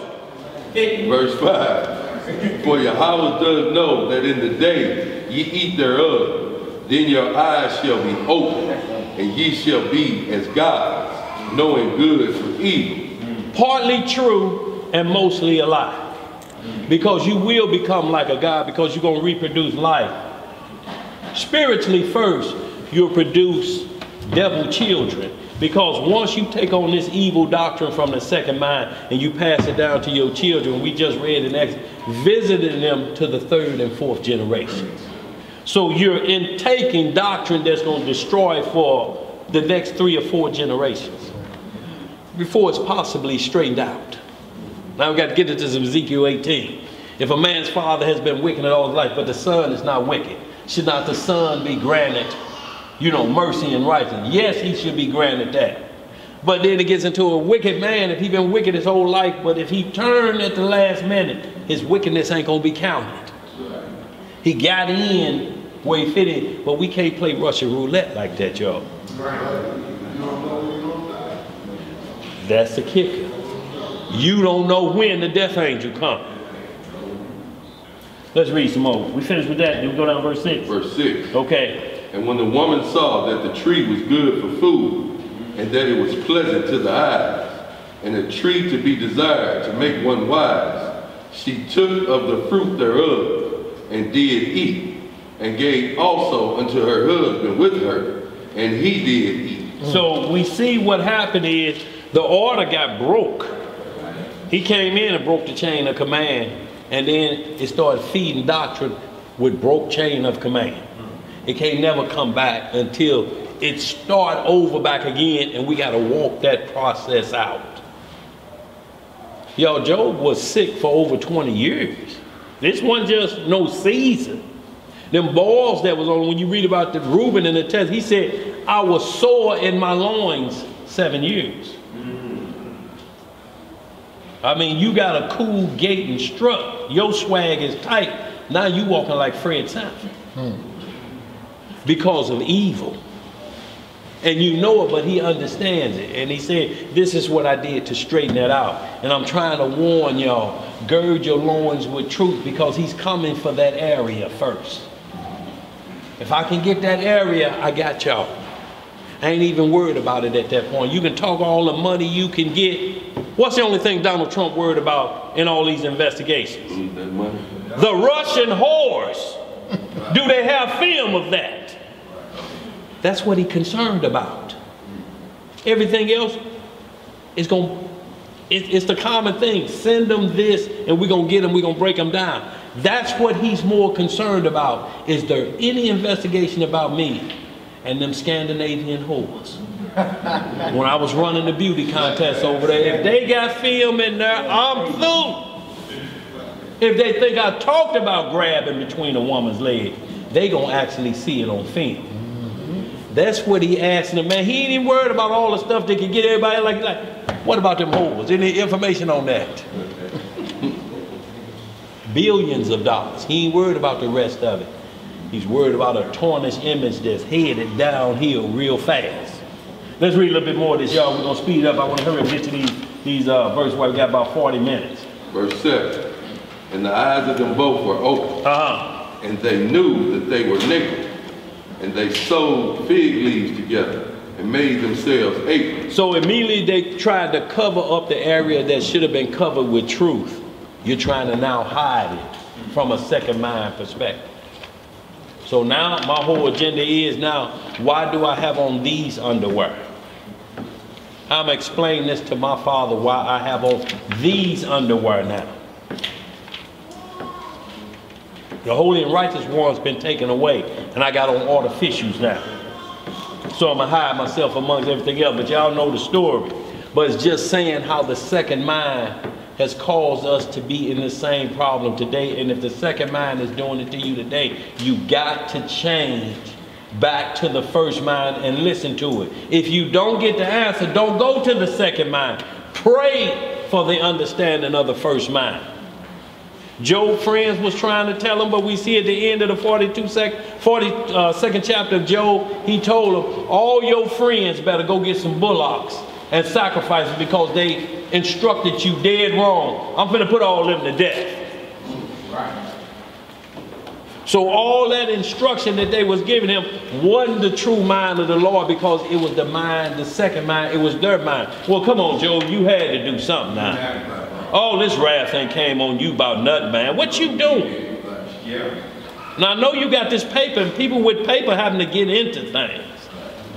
Job, see, because the mind of the Lord does what he wants to do. If he decides to test you that way, he will test you, but he will never tempt you with evil. Never, ever, ever. Your trial that you're going through is not evil, unless it's evil that you've done, and now the devil is trying you on that. But you will know the difference clear as a bell, because Job's righteousness told him, naked I came, naked I go. So he wasn't harboring anything or trying to hang on to anything. He like, if this the end of the line, if this as long as this run, then it is what it is. But I heard his resurrection come. I'll partake in that and get it back. Go ahead. Basically, James, you saying it's the difference between what you go through and what you put yourself through. Absolutely. It's night and day, and you have to know the difference in the judgment, or you gonna deal with the mind of the Lord falsely. Because you're going to say, woe is me, why is this happening to me? You have to examine every avenue. And there's somebody going through that same exact thing, and you look and see, okay, this is a test from the Lord. I know I ain't wrong nobody. But if you start thinking it could be, yeah, I did steal Earl's lunch at work the other day. Maybe it's, no, I don't think he'd trip about me taking his lunch. No, that ain't it. And you start thinking about what wickedness I could have done to cause this. But when you know I've been walking a straight line, you know, oh, this a hit on me. Satan is after me. It's something I'm doing. He's on my trail. Let me get in my closet and ask the Most High what I need to do. What side is showing a leak? Even Donald Trump using our language now. He's a leaker. Yeah. James Coney. Yeah. Hey, Dan, can we get the Matthew 4? Yes, sir. The temptation of the Messiah. Absolutely. On the list. First and second. Oh, you got them. Go ahead. No, we'll hit them first, and we'll just jump right back to the other. It's like going into the first and second mind you was talking about. And y'all get into, write this down, y'all. We ain't going to go into them. The other mind of Satan, you can see what caused him to fail. Ezekiel 28:12 on down. It'll tell you exactly how he got in the garden, what caused him to fall, and why he was thrown down. All of that will let you know. And there's no head above the serpent, meaning there was no spirit there that confounded Satan or made him do what he did. It was his inner self that he went and he exalted himself. There's nothing written anywhere to say, and the spirit of Belial jumped on Satan. He's the father of it. It all links back to him, because the false prophet and the beast stole the lake of fire, and then who's the last one thrown in there? It don't say, and the spirit that deceived Satan was cast in there also, does it? So y'all, we know who we dealing with. Let's read. Where we at? Matthew 4. Matthew 4, yeah. I mean, the book of Matthew chapter 4. It's going back to what the elders been talking about all day. First and second mind. First mind, as we read in Genesis 3, was the command of the Most High. And the first mind is always the Most High. Your second mind, whenever you listen to that and get caught slipping, you always say, I should have listened to my first mind. You feel me? Even down with Adam and Eve, the first mind, the first instruction was the Most High. You commanded to do this. That second mind was Slick Willie, coming up whispering. And they yielded to their second mind. That's right. You know, so let's check this real quick. Matthew the 4th chapter. What verse you in, bro? Right at 1? Yeah, 1 through 11, absolutely. The temptation of Yahweh Shah Messiah. And y'all, and this will break out for you Hosea 2, the difference in tempting with evil versus a trial of the Lord. Because that's what temptations mean, is to try it. You either gonna get a trial from the Lord to try you as gold in the fire, or you will be tempted with evil, or your trial will be how deep is your evil running. One or the other. That's what temptation is. But the Most High clearly said, I'll never tempt you with evil. I'll never put you in a position to harm yourself or my name first. For my name to be disrespected. I'm not going to never put you in that situation. Every situation we in, the name of the Lord got exalted. From every prophet we read about, his name was exalted. Now us, his name has been shamed. Go ahead, bro. Yeah. Matthew 4th chapter. Matthew chapter 4, verse 1. What it say? Then was the Messiah led up of the Spirit into the wilderness to be tempted of the devil. To be what? Tempted of the devil. So he was led up by the Ruach. The Holy Spirit was on him. To be tried by the devil. Yeah. Go ahead. Verse 2. And when he had fasted 40 days and 40 nights. How long he fasted? 14 days and 40 nights. This 960 hours he prepared himself to deal with the chief tempter. Con, the third of the angels, y'all. This the chief tempter. 960 hours. And y'all, we looking at here the Day of Atonement. Just 24 hours, we like this. Nervous. Damn. Yeah. You ordered that pizza. Did you tell him 8 o'clock it'll be dark right at 8? 24 hours. This 960 hours. Go ahead, bro. He was afterward a hunger. And when the tempter came to him, he said, if thou be the Son of the Most High, command that these stones be made bread. But he answered and said, it is written. It is what? It is written, man shall not live by bread alone, but by every word that proceedeth out of the mouth of the Most High. And look, and see how Satan played you? He came at the first angle he thought that could get to Messiah. 960 hours ain't 8. You hungry. The first thing he tempted to come is, you know, them stones can be made bread. I know you're hungry. I hear your belly growling over here. And you see how the Messiah answered right back. Yeah. Man, I've been living off of spiritual food for 960 hours. Yeah. What are you talking? Go ahead, bro. And notice he answered with the first mind. Yes, sir. Which was the command of the Most High. When you tempted, that's what you answered with. You answered with the scripture. To combat that second mind that just came in, that doubt. You hungry, turn them stones into bread. I know you're hungry. Right. But he answers with the command of the Most High. That's how you battle the enemy. You can't slap him or cuss him out. You can't pull out your little sword or your gun. You gotta pull out your spiritual sword. Which is these scripts right here. That's right. And that's how you check him and get him gone. Alright, verse 5. Then the devil taketh him up into the holy city, and setteth him on a pinnacle of the temple, and saith unto him, if thou be the Son of the Most High, cast thyself down. For it is written. For it is what? It is written. Now what is he doing? Is he quoting scripture? Twisting scripture. Twisting, quoting, he said, for it's written. Now look, you'll have somebody in church tomorrow tell you, you quoting them scripture chapter and verses. I hear you know the Bible. It's clear you've been studying, but the devil know the Bible too. What does that mean? The problem is you don't know it. Right.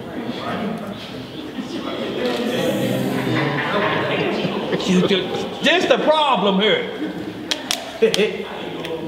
What you just said is an oxymoron, or we can't get no trophy for that. That's evident. The problem is we're trying to get you to know it so you can battle him. Go ahead, brother. For it is written, he shall give his angels charge concerning thee, and in their hands they shall bear thee up, lest at any time thou dash thy foot against a stone. The Messiah, Yahushua, said unto him, it is written again, thou shalt not tempt the Most High thy God. See, he didn't break ranks. He told him again what the scripture said. But notice how the devil tried to play it lightly, like he was concerned about him. He'll lift you up so you won't dash your foot against the stone. Don't worry about jumping off the cliff. It ain't gonna hurt that bad. If you hit your toe, before you hit your toe, the angel's gonna bear you up. The Lord say, I ain't supposed to. Messiah say, I ain't supposed to tempt the Lord. That's called blind faith. Like you standing watching rush hour traffic and you say, I believe the Lord when he say nothing can hurt me. I'm going to the other side. You can try it if you want to. Keep going down. Hey, commit suicide. That's what it is. You know what I'm saying? Go ahead, bro. Verse 8. Again, the devil, the deceiver, taketh them up into an exceeding high mountain, and showeth them all the kingdoms of the world, and the glory of them. Was America included in that? And all the kingdoms of the world, and the glory of them. And saith unto him, all these things will I give thee, if thou wilt fall down and worship me. If thou would do what? Fall down and worship me. Then saith Yahushua unto him, get thee hence, Hashatan, for it is written, thou shalt worship the Most High, thy God, and him only shalt thou serve. So let's get it straight in our mind. Satan ain't gonna serve you. Right. You ain't gonna never have Satan working for you. He the boss on the side of wickedness. Right. You ain't gonna never outslick the devil. Right. Straight up. He's a double crosser. All y'all know the joke of the snake in the snow, and the man took him home and put him in front of the fire, gave him milk, and then went to pet him. The snake bit him. He's like, what'd you do that for? He said, you know that was a snake, didn't you? Straight up. Yeah. You think anything changed? You think because the preachers do trunk or treat, they put candy in the trunk of their car on Halloween. You can't fix a folly day or an evil day because you decide to take the candy out of the hands of the pedophile and put it in the trunk of the car. The package is still wrapped with Halloween symbols on it. You still teaching the doctrine. You're just saying we're going to move away the element of danger, so to speak. But the danger is in the doctrine. The spirit of rebellion. Because you're going to teach it to the next group. Yeah. And that's what he loves. Because the next group, he's looking for a diehard candidate. Because the people are looking, well, if the preacher's doing this, it can't be that bad then. The preacher doing it. Now we got to slide downhill of a whole nother generation on this madness. Go ahead, man. Verse 11. Then the devil leaveth him. What the devil do? Leaveth him. And behold, angels came and ministered unto him. Look, angels are standing back like this, like big brothers, waiting and testing that at any time he could have called and took care, but they didn't come minister to him until he got through his trial with the devil. They came and ministered to him, brought him food, strengthened him back up. They're like, whoo, he was on you there, Messiah. He's like, yeah, I know. He was on Peter the same way. The Messiah had to pray for Peter. Satan have sought to sift you like wheat, but I have prayed for you. So y'all, it still ain't uncommon to man that Satan will keep coming at least 3 in a row. Yeah, where y'all think y'all get the term from? It say it come in 3s. They're taking that second mind doctrine and trying to apply it to this. He attacks in 3s.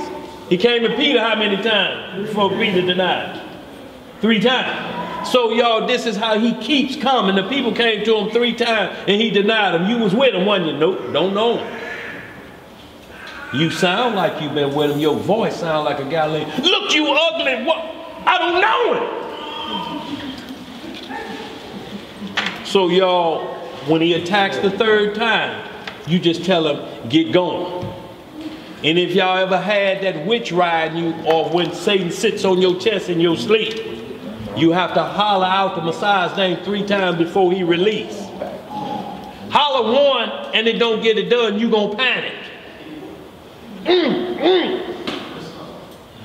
Jesus! And he keep pressing. He don't know you. He don't know you. Mama! That's what he wants you to holler. Mama. Mama can't get in there. Mama don't know what's going on. But you, and he'll let loose, and you sit up. Now you know what you got to do to make him go the other way. But you can't holler for your mom. It ain't gonna do you no good. Hollering for your mom in the first 48 don't get it done, do it? And I call my mama, nope.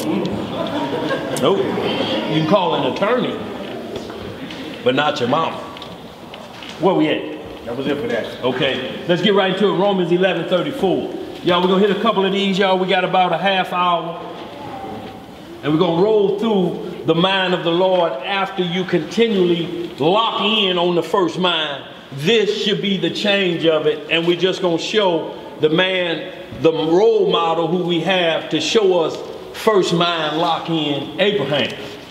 How he was locked in and what he was rewarded. Y'all, and we're gonna see the difference in second mind trying to come back around. You want to quit doing that, because what do they call doing the same thing, ending up with the same results that hurt you? What is it called? Insanity. Insanity, or that's why they say you are insane. You're out of your mind. You keep doing the same thing that got your foot cut off, that just got your hand cut off, and you're going to go do it again looking for what results? But eventually for your head to get cut off. Let's get it. Romans 11:34. The book of Romans chapter 11. Everybody there? Y'all, we're going to hit a couple of these quick one-hitters. We're going right next to 1 Corinthians chapter 2. After that. Y'all, we're going to get through these, and what we're getting through now is mind correction and focusing in on the first mind, being tunnel visioned in. Right. Go ahead, man. You good? Romans 11:34. For who have known the mind of the Most High? That's a question. Who? Who can we talk about that know the mind of the Lord? It ain't like nobody can't know it. His mind is in his commandments. Right. He telling you this how I think about the crimes that y'all commit against me. Y'all don't commit no crimes, we ain't got nothing to talk about. Go ahead, man. For who have known the mind of the Most High, or who have been his counselor? Who is the Lord sitting on Dr. Phil's couch? No. You know Dr. Phil, I didn't want to have to do what I did at the flood, and but they just make me so angry. If y'all see the show Lucifer, do y'all know they're giving him a conscious side now? But you need to watch that. Yeah, because that's what they finna bring to us now.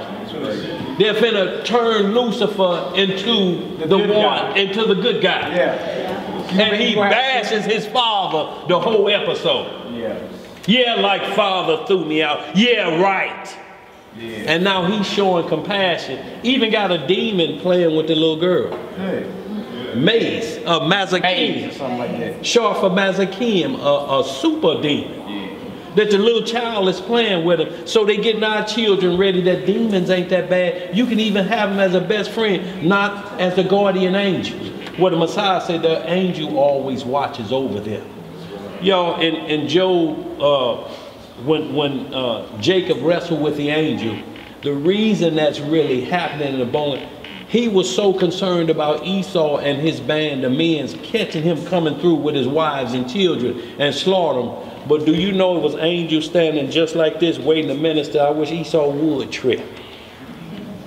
Waiting, and when you get into the next chapter 33, this 32nd chapter of Genesis, when you're in 33, you can see that Jacob saw him. He like, y'all had my back all the time. We got an Air Force and angels, y'all, ready to battle. If you say get them, they'll get them.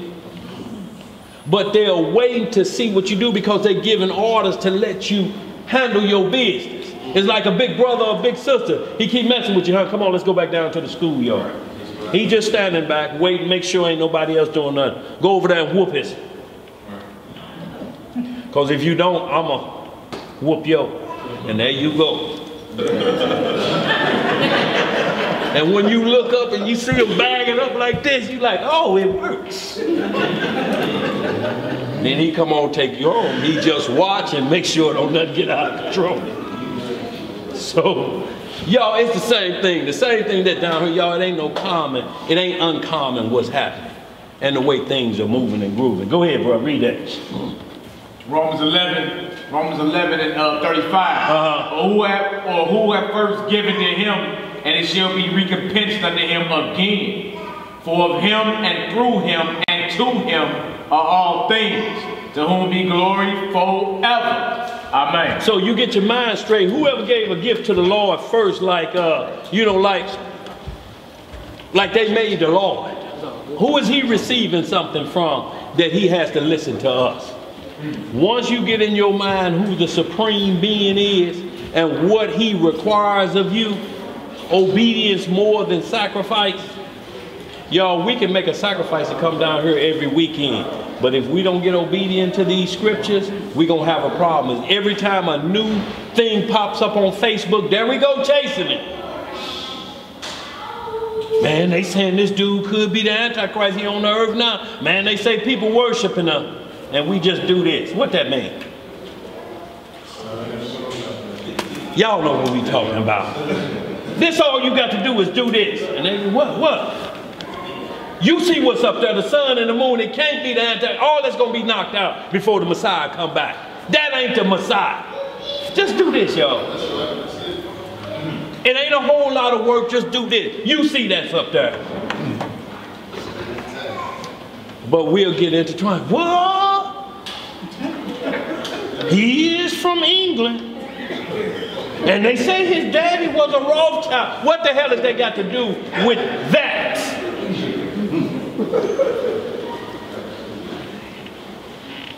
Did we finish that? Yeah, that was it. 1 Corinthians chapter 2, verse 9 through 16.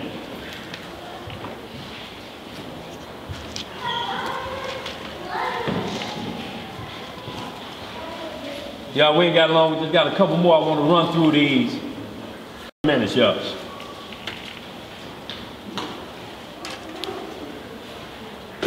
We're in the book of 1 Corinthians, chapter 2, verse 9. But as it is written. But as it is what? Written. I hath not seen, nor ear heard, neither have entered into the heart of man the things which Yah hath prepared for them that love him. And what has he done? Prepared. See, everything is about preparation, y'all. If we don't get preparation back in our life and get ourselves prepared for the Lord to see us and accept us, it's going to be a problem. He said, I go away to do what? Prepare a place for you. He going to get the kingdom. Everything must be done by preparation. Ain't nothing willy-nilly or right on the spot, so to speak, that we do anything haphazardly. Preparation gets everything where it needs to be. You have to prepare to deal with the Most High. Go ahead, bro. Verse 10. But Yah hath revealed them unto us by his Spirit. For the Spirit searcheth all things, yea, the deep things of Yah. See, the Spirit searches the deep things of Yah. If you want to know what's going on, the Spirit is going to search the deep things. You're not going to get them from mankind. Mankind will tell you something so crazy, and then the next breath, right back here to seeing like it ain't nothing.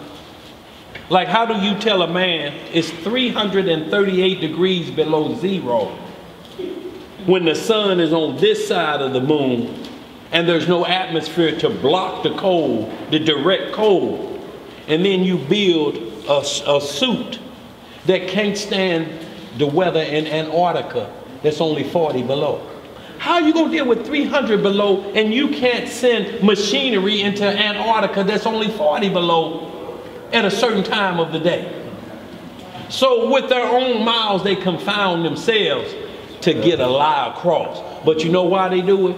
Because we want to be up there in Maseroth, looking for an escape route from what's coming to this planet. Judgment. That's all it's about. You want to escape judgment.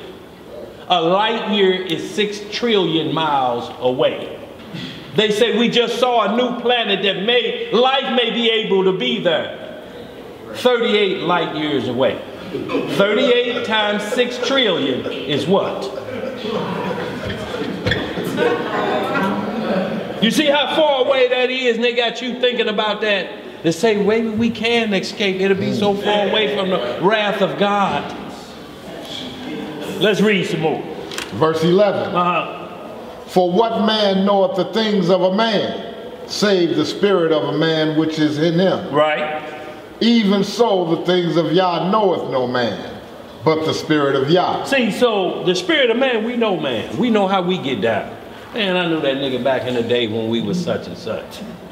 But the spirit of the Lord, the spirit of God has to tell you about him and instruct you concerning him.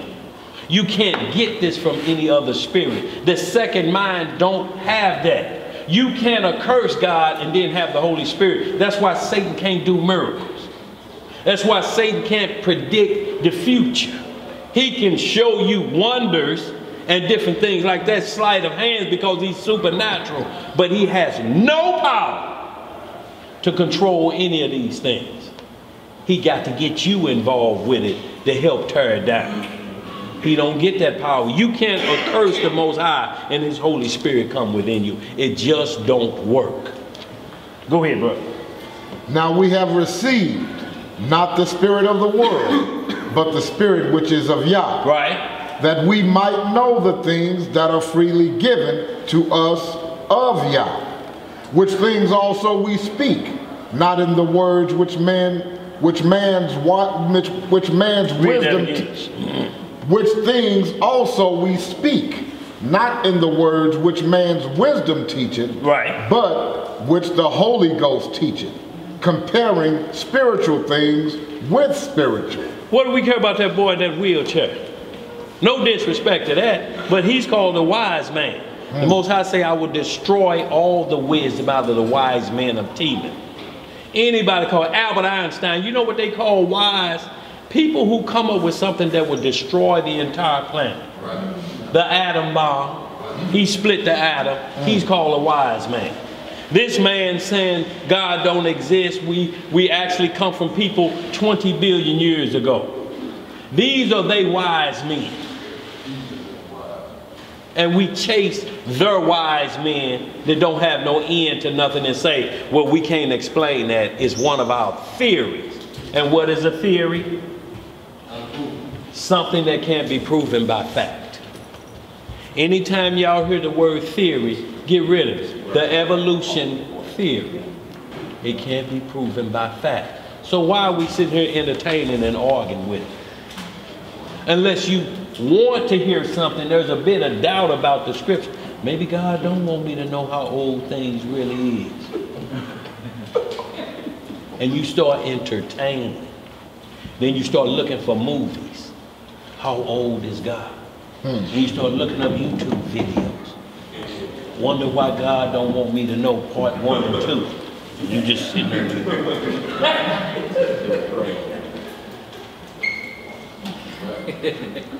He'll tell you what he wants you to know. It's contained in here. Let's get some more. Verse 14. But the natural man receiveth not the things of the spirit of Yah. So the natural man, just a man using his 5 senses, is not ready to elevate to his conscious level, can never understand the Spirit of God. He's almost on a plane of foolishness because he will never elevate. He's a natural man.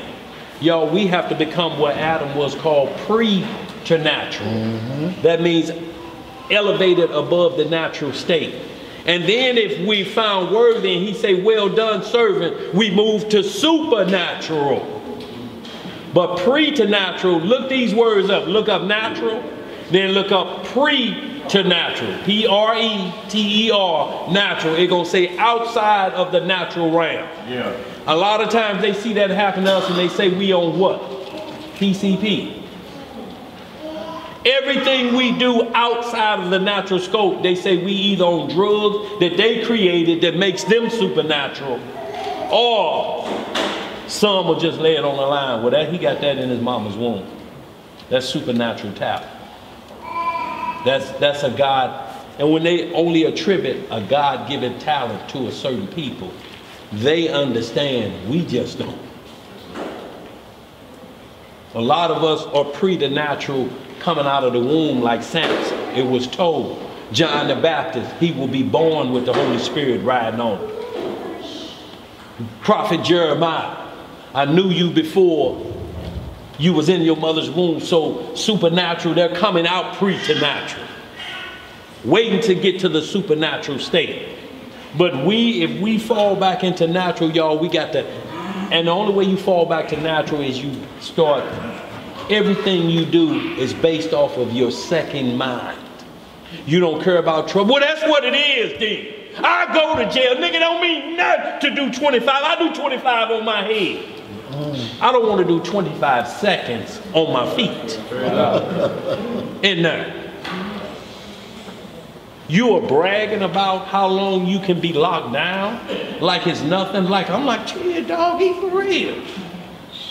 You think you can do 25 standing on your head? Second mind doctrine starts to flow and it becomes all of the rap lyrics. Nigga, I can throw away all my inheritance, nigga, yeah. I can do 25 on my head, nigga, yeah.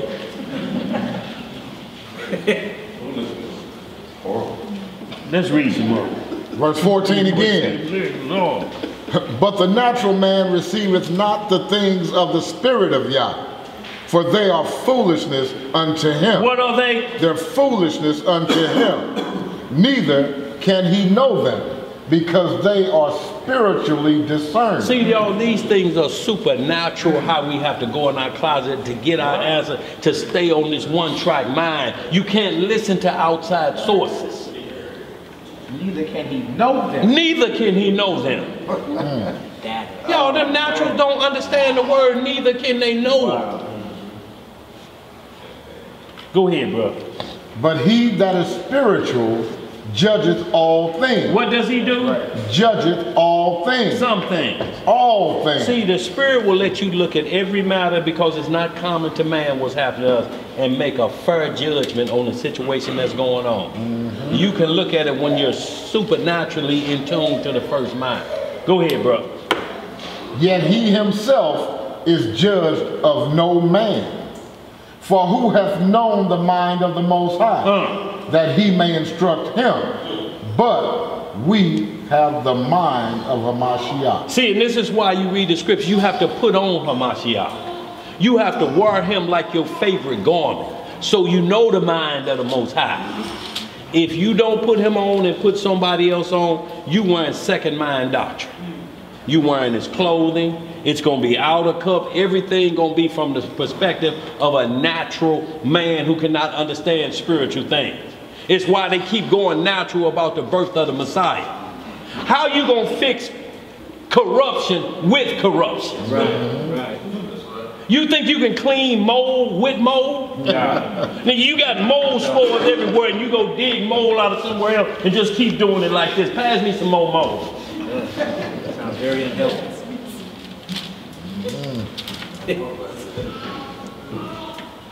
So in like manner, the corruption of our flesh couldn't be that. It couldn't be that. But yet they want to keep us a natural man. They say we can die and come back at least up to 300 times. To get it right, I got 300 times. Yeah, right. And then how you know what time you on? Right. Dog, I'm running out of time, literally. I'm at 265. I ain't got that many more to be messing up. Before you get it right, you could have 3 million times with that mindset and they ain't gonna never get right. Because they all escape routes of obedience that lead you into disobedience. Go ahead, did we finish that? That's it, my brother. Let's get right to Matthew 5 and 8. Psalm 19, 7 through 10. Let's hit them two. We're gonna move through a couple, y'all. We're gonna get on out of here. Y'all, but what we're trying to do is get our mind on this one track so the Holy Spirit will deal with us. If you keep listening to your second mind, it ain't coming. And the fruits that come out of your mouth gonna be second mind, natural doctrine, because you're gonna go back to your old self. Yep. Your own mouth bears witness against you. Yeah. Everybody, even if they claim not to believe in the Bible, everybody say, I should have followed my first mind. Everybody in the streets, everybody on Wall Street, everybody should have followed my first mind. They didn't yield to their first inspiration of mind and went with their second mind, just like in the garden. Same exact thing, and it usually costs you. Usually make you say, dang, I should have followed my first mind. Where do you think that's coming from? Where do they think that's coming from that makes you say that? Dang. I mean, you ain't read the Bible because we ain't reading it in the Bible. We ain't been taught to read about what automatically clicks in you and make you say that. That where you get to the point that you know that first voice is the righteous voice. Hey, look, Dan, even in the cartoons back in the day. Yes, sir. You feel me? Yeah. On both shoulders. What they have on both shoulders? The devil on your left. The good angel on one shoulder, the right shoulder, and the bad angel on the left. Who talks first? The good angel. Come right on in. Don't do it. You all good, do this, that, and then here come the devil. Praying over that left shoulder. Right. That earth. They not just making this type of stuff up. You know what I'm saying? Angel also. Yeah. The good Right. And the devil always shows you what you're gonna be missing. Wild women and fun. He'd stand there with that pitchfork and just pull that curtain back, and you see all that activity is going on. And the good angel tell you, bro, you don't want that. You sure right. And he like, you want this? You want this? Look again. There you go. Yeah. It caused rappers like Biggie Smalls to rap and say he ain't want to go to heaven. He'd rather go to hell. Think about heaven. It's all boring. Everybody in whites. It's boring. Playing violins all day. Singing opera. Nah, I'd rather go to hell, you know. Yeah. Have a woman give you some fellatio, smoke a joint or something. You feel me? And you got a whole era of people grow up and influenced just by that. Lust of the flesh. You know what I'm saying? Tupac. You know, Thug's Mansion. He was giving the Most High orders. Pac was giving the Most High orders. He said, you can take me in heaven and understand I was a G. Did best I could. Raising this insanity, or send me to hell. Cause I ain't begging for my life. You see that? You ain't gonna beg for it. Big bro, you don't got no rank to be talking to the Most High. Like, you know, this is what it's gonna be. Right. You can either accept me the way I am or not. Right. Who have given counsel to the Lord? Right. You think the Lord want to hear that counsel? Look, I don't want to hear none of that. Look, either you can take me the way I am, thugged out, or I don't want to be there. Well, nigga wrote burn gravity. Then he got that Thug's Mansion. There ain't no negotiations on the table dealing with the Most High. This is not negotiable. It's just not what it is. You feel me? Look, you got a whole generation of people raised under that vibration. You know what I'm saying? And that just one, because he's called an icon. You know what I'm saying? They still arguing over this man on the internet on YouTube right now. New movie just come out. They arguing over Tupac. Cats that wasn't even around him arguing about whether he was a revolutionary or a gangster or a prophet. 21 years after his death, to this day, it's one of the hot topics on YouTube. Everybody arguing over Tupac. He was an icon, what they call, or a demigod, a god, to where whatever he say, the whole generation gonna take it as face value. Yeah. So if he say it, then you got millions of young jokers raised up under him gonna take the same mentality. You see? dangerous, man. And look, it's even more dangerous if you got that spoken word and you using it for evil. And you got the crowd, whatever you say the crowd gonna do, and you gonna take that and use that to influence them to be evil. You got a lot of blood on your hands. A lot of blood. There's a lot of blood on your hands you're gonna have to actually answer for. You see, so that's dangerous, man, for you to think you can just be negotiating with the Most High about the soul he loans you. You feel me? Like you gonna come up with your own stipulations and terms and negotiate with the Most High. Look, you either can take, like heaven ain't popping if you ain't there. Right. Ain't that something? what that mean for the Most High? The madness, man. We gotta get this right. Gotta get that right. All right. Where we at, Hebrew? Matthew 5 and 8. Yeah. That's on you. It's on Zebediah 4. Matthew chapter 5, verse 8.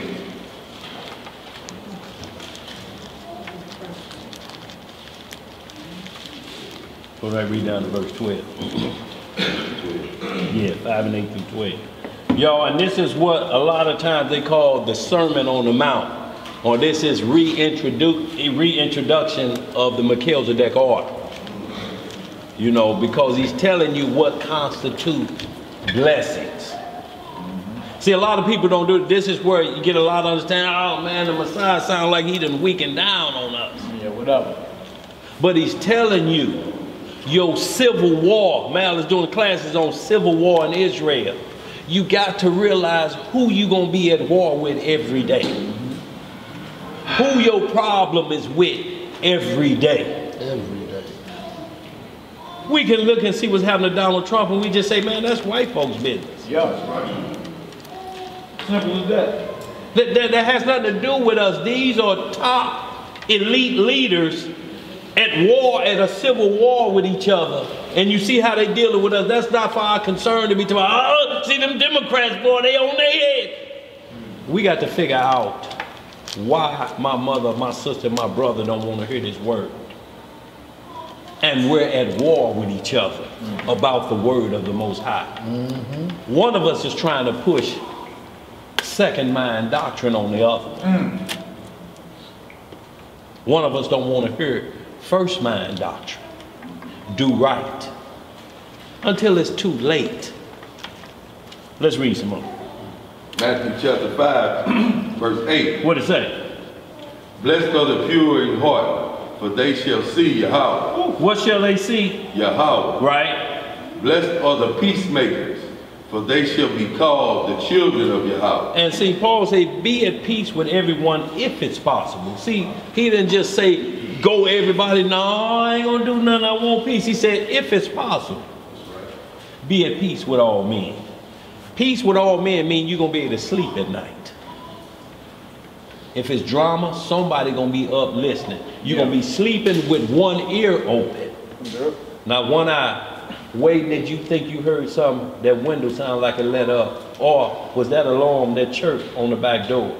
Or did it sound like that was my car door open? You can't live like that. That's not life. If you got that drama in there, pray to that air force of angels and they'll be sitting out there watching the car for you. Just like this. You think that's a coincidence that they got gargoyles on them churches and stuff? Them the demons they got protecting them. They sit out in front of their churches like this. Just like this. The Billikens, the gargoyles, all of them are demonic demons that guard their wickedness. And it scares you before you come in there, so you frightened when you get in there.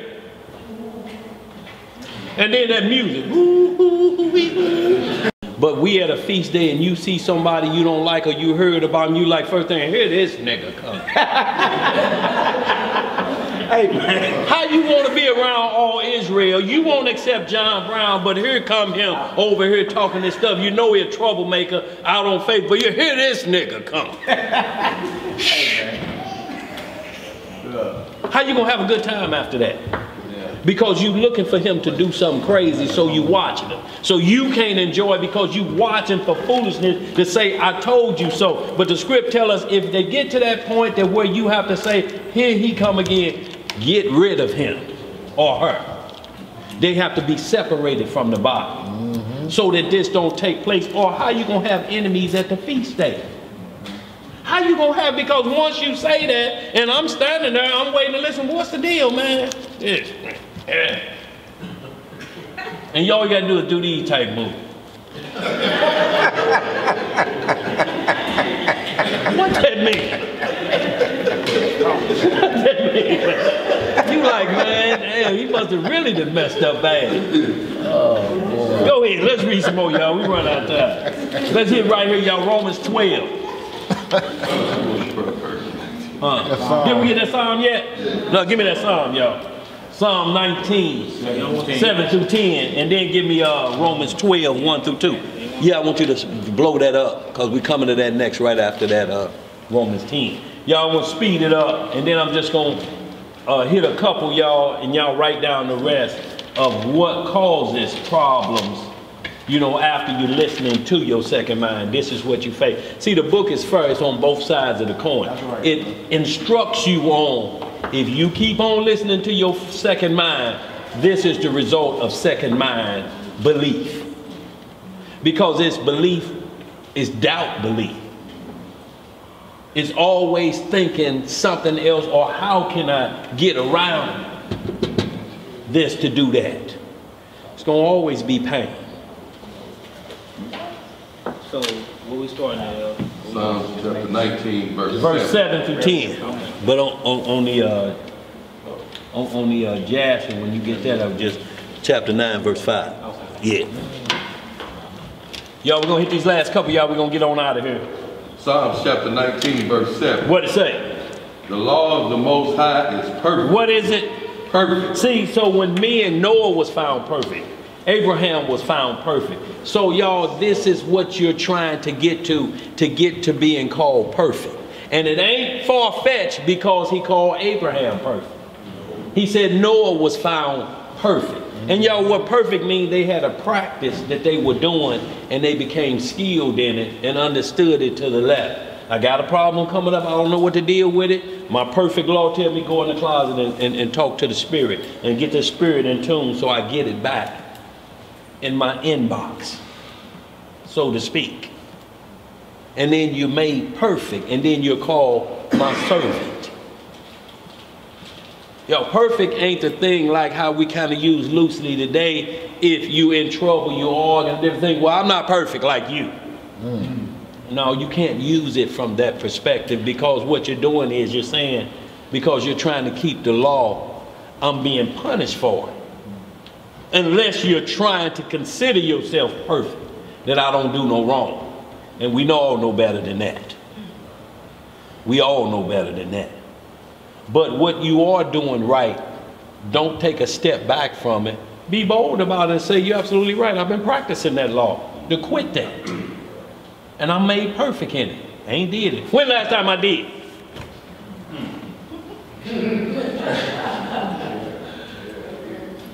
They have to go way back before this and bring it up. Well, that was a long time ago. I ain't on that no more. But if they say yesterday, 2 p.m., it's a problem. You got some more practicing. What you got to hear now? Matthew 5:49. What it say? It say, be ye therefore perfect. Be ye what? Be ye therefore perfect, even as your Father which is in heaven is perfect. Yes, sir. You have to put that right here. Yo, see, that's how them second witness work. When you say, how we get our precept? Just what he did and put it right here with this Psalm 19 and 7. So he tells you it can be done, right? Right. That's Matthew 5 and what? 48. 48. And then I'll go over to Matthew 5:48 and put Psalm 19 and 7. That's right. Yo, so you got your minimum 2 in your study game. That was a jewel, I mean. Yes, sir. Y'all take heed to that. You know, or in other words, your Bible should be hit up with precepts. Yeah. You feel me? Especially sitting up in here, brothers be throwing them out all day. You should be hitting the script up, bang, bang, bang. You know what I'm saying? Go ahead, bro. Psalm chapter 19, verse 7.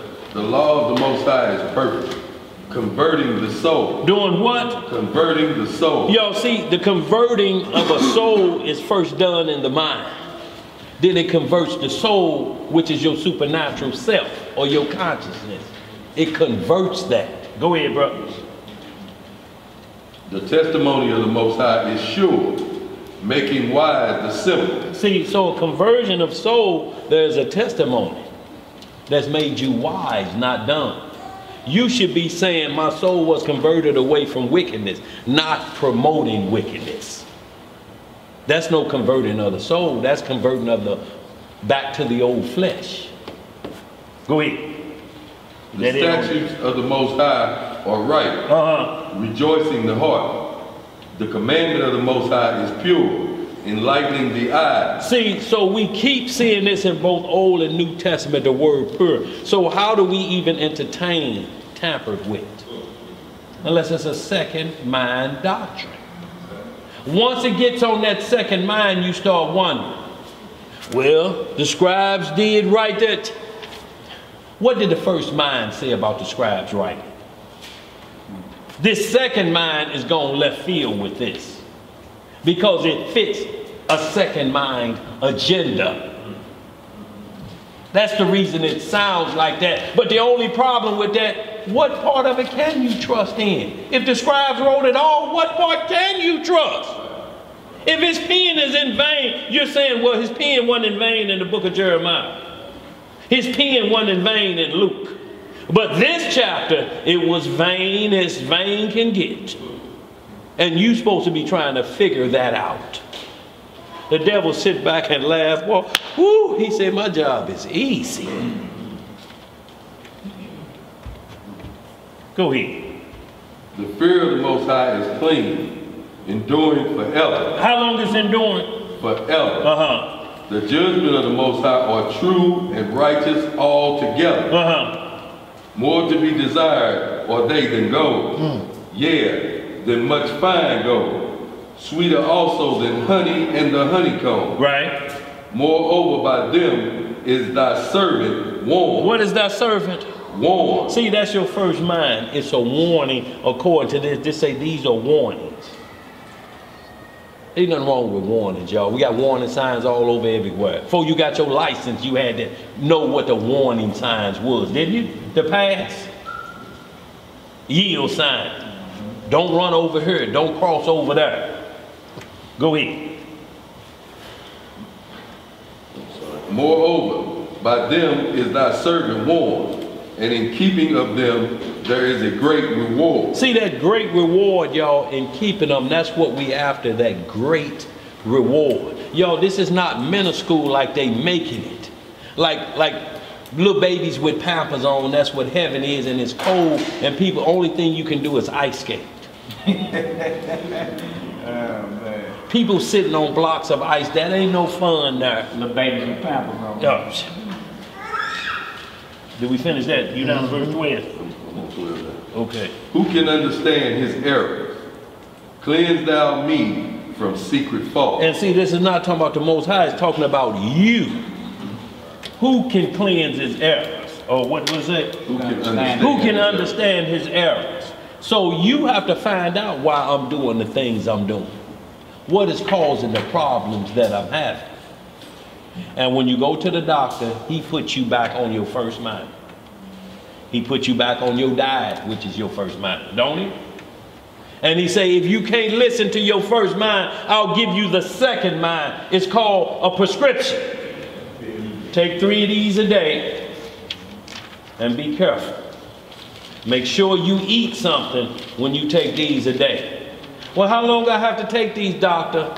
Till you decide you want to get back on your first mind. You decide. Let's speed this on up. We get out of that one. Where we at? Did we get that Romans? That's where you're going next, right? Yeah, Romans chapter 12 verse 1 and 2, y'all. And then I'm going to hit just this little bit on Abraham, y'all. We got a couple scriptures we're going to get on out. I'm going to give y'all the ones of second mind listening. We just write these down and y'all study them for time's sake. But they're very powerful for what happens when you keep following your second mind. And these people have shown you, like say, even cartoons. What animal was under the sink on the Flintstones? A what? So he's eating trash. Can we blame the Flintstones? And this a caveman knowing the law.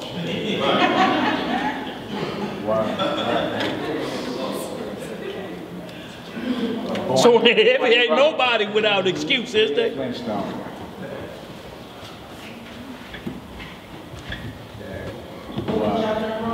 Romans chapter 12, verse 1 and 2. Go ahead, bro. The book of Romans chapter 12. Romans chapter 12, verse 1. I beseech you therefore, brethren, by the mercies of the Most High, that ye present your bodies a living sacrifice. Present your bodies a what? A living sacrifice. Right? See, so y'all, that's why he said, I'd rather have obedience more than sacrifice. Your body has to become a living sacrifice. I don't care about you throwing no he-goats and rams on the altar. I want your body to be a living sacrifice. I want you to make the sacrifices inside of here. That could be routine. You hear people call a lot of times, what are we supposed to do about the past? Are we supposed to get all this out? You got to make your body a living sacrifice first before you do that. That's easy to do. Crackers, crackers, crackers, crackers here, crackers there. Put them all in a bag, put them in the trunk of the car. Ooh, who was that? Tell that nigga I ain't here. And you just put all your leavening in the trunk? Not all of it.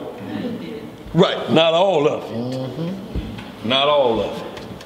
Let's read some more. Present your bodies a living sacrifice, holy, acceptable unto the Most High, which is your reasonable service. Which is your what? Reasonable service. This your reasonable service. If you can't get nobody else corrected, can't you at least get yourself right?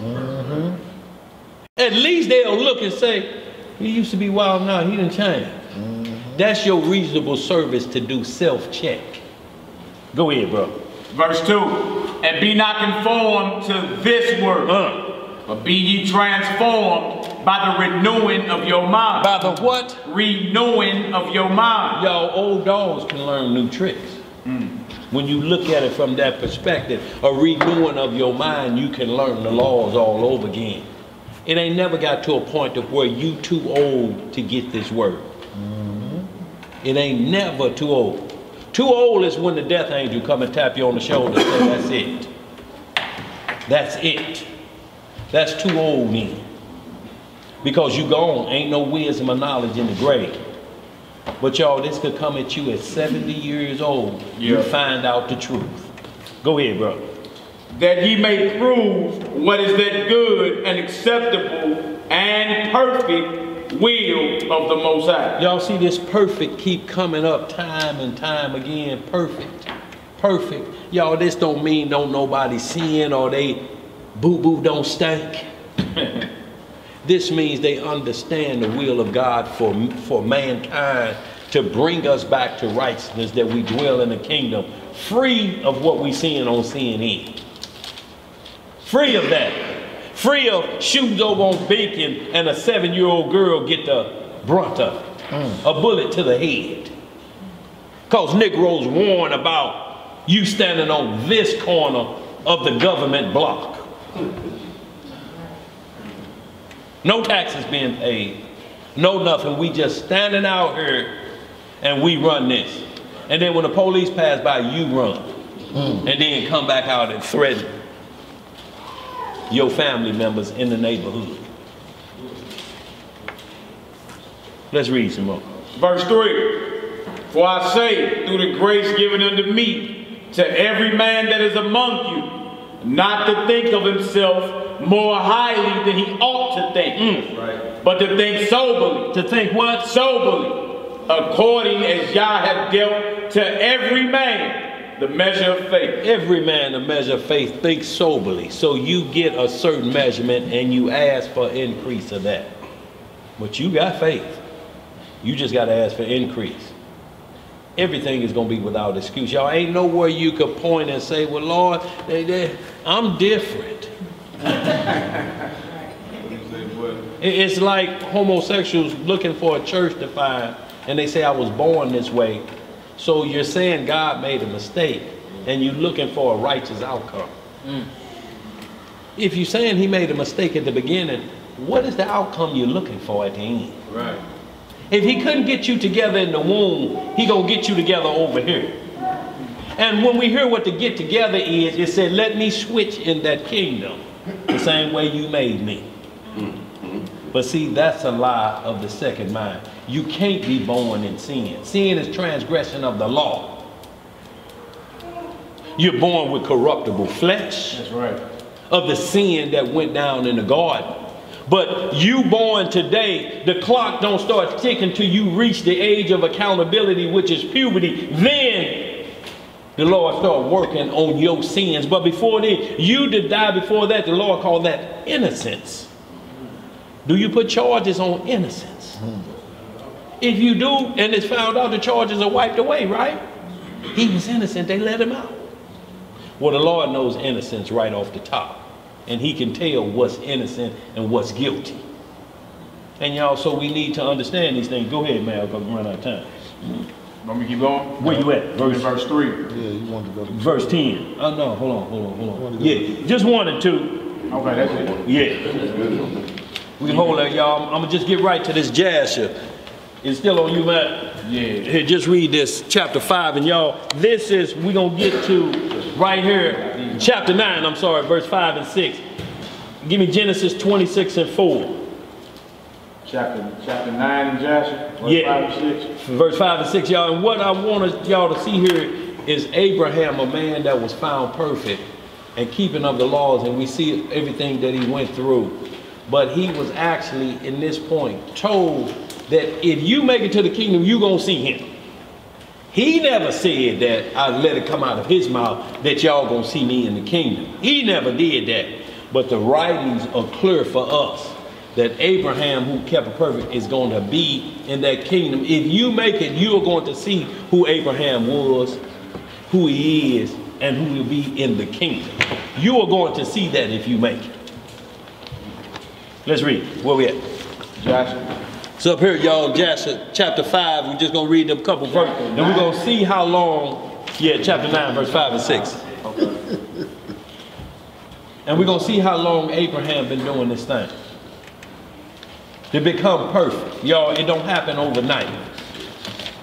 Go ahead, man. The book of Joshua, chapter 9, verse 5. What it say? And when Abram came out from the cave, he went to Noah and his son Shem. And he remained with them to learn the instruction of the Lord. What was he learning? The instruction of the Lord. Right. And his ways. And no man knew where Abram was. And Abram served Noah and Shem, his son, for a long time. Verse 6. And Abram was in Noah's house 39 years. How long was he in there? 39 years. And Abram knew the Most High from 3 years old. And he went in the ways of Yah until the day of his death, as Noah and his son Shem had taught him. And all the sons of the earth in those days greatly transgressed against the Lord. And they rebelled against him. And they served other gods. And they forgot the Most High, who had created them in the earth. And the inhabitants of the earth made unto themselves at that time every man his God. Gods of wood and stone, which could neither speak, hear, nor deliver. And the sons of men served them, and they became their gods. See, so we see what happened, but we see Abraham, 3 years old, y'all, he starts studying these scripts. 36 years he was in the house, 39 years total. You know, Abraham was getting lessons. Then he came out ready to rock and roll. This was before Moses got the law of Mount Sinai. Yeah. So the law of the Most High been in the earth then, And you see now that we have in Luke, I'm just telling you, I write down Luke 16:22, there's a place called Abraham's bosom. Y'all, can you imagine the righteous holding spot for all saints after Abraham are named after this individual? His bosom. Or the holding spot up here for righteous souls. Genesis 26 and 4, y'all write that down, 4 and 5. Abraham kept all the commandments of the Lord. Yo, this way before Mount Sinai. Under which order though? Melchizedek order, y'all. So Abraham was on that higher conscious level and his understanding, but started at 3 years old, y'all. So when we got shorty class in here, y'all, it ain't out of scope to have them that young knowing about the Most High and who he is. You got to start them young. So he had him in his heart and not on stone. Absolutely. So his mind was fixed.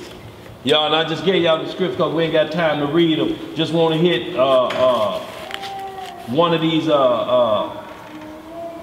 that basically when you follow second mind, hit me Matthew 15:19. And y'all, these are just a couple on second mind, y'all. We're going to close on out. Matthew 15:19, Proverbs 28:26. Y'all, we hit them two and we'll close on out. Second mind. Yeah. Should follow my first mind. Y'all, we say that, and you ain't been to church in 100 years. When you looking through the mirror and that police behind you, whoo, them lights on and you just done picked up a bird. You trying to become a chemical entrepreneur. No bird. You studying to become a chemical entrepreneur. Them lights on you. You looking up through the mirror. No time soon. And he shoot by. And you like that. Throw them drawers away. Throw them drawers away. Because if you had to go to the hospital, the doctor throw them away. Because that's going to scare you to death. But do you quit at that point? Do you listen to that siren flew by and you know that was 20 years on the table? May have been a second or third offense. Do you quit at that point, or do you take the Lord's name in vain and say, well, it must not have been meant to happen? And the devil said, get on back out there. He wasn't after you. You selling righteous dope. Righteous. To who? Righteous dope. If it hadn't been for you, he'd have pulled you over, wouldn't it? Nigga, you better get that money. That's the devil. Well, you better get that money, nigga. Shorty can't eat no books, babe. It's money, dog. Right. That's what the youngster told Mal. Mal breaking up some script. Had the books. Shorty can't eat no books, B. He like, man, I can't take none of that to Salama Market. Well, you ain't gonna feed them no more for the next 20 years when them lights start flashing again behind you. How Shorty gonna eat this? B. Go ahead, where we at? In the book of Matthew, chapter 15, verse 19. Everybody there?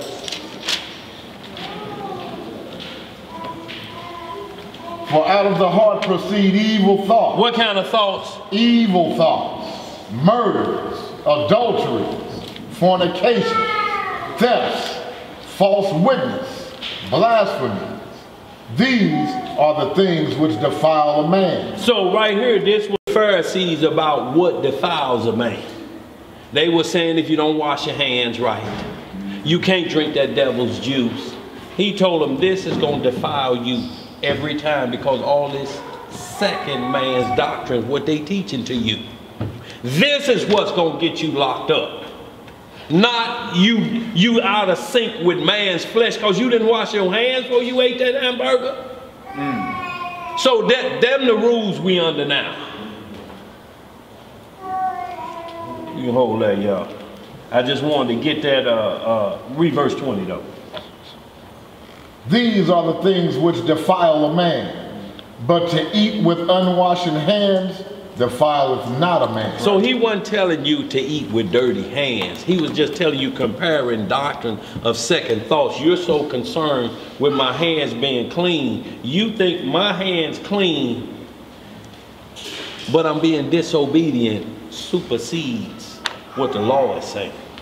I wash my hands. You can't wash sin away. Right. No more than a woman could jump in the shower after being raped and wipe rape off.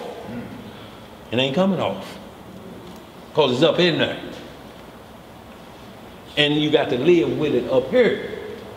The same as a man. Same thing. You can't wash it away unless you wash it away with the word. Because your mind have to be renewed at that point. And you have to understand the evils that's in this world. And then you have to be second guessed. You're thinking, why did the Lord allow something like that to happen to me? Why would he let that happen to me? Because it's evil in the world. You didn't ask that question why he let John the Baptist get his head cut off. You didn't ask why the Messiah took all Isaiah 53. You ain't asked that one. You just enjoying the liberty of it. Because quiet as kept, you couldn't have no freedom of religion in no other nation. So all he did for you, you ain't questioned none of that, but you gonna question this. Because it's you. Get your mind right like Job. Naked I came. Yeah. Naked I get out. Because anybody come in here with clothes on when they was a baby? No. You born with Tim's and come out with a pair of Levi's on and a polo shirt, born? No. Let me go out the same way I came in. So I can get great treasures. Where we at? In the book of Proverbs. 28:26. Book of Proverbs, chapter 28.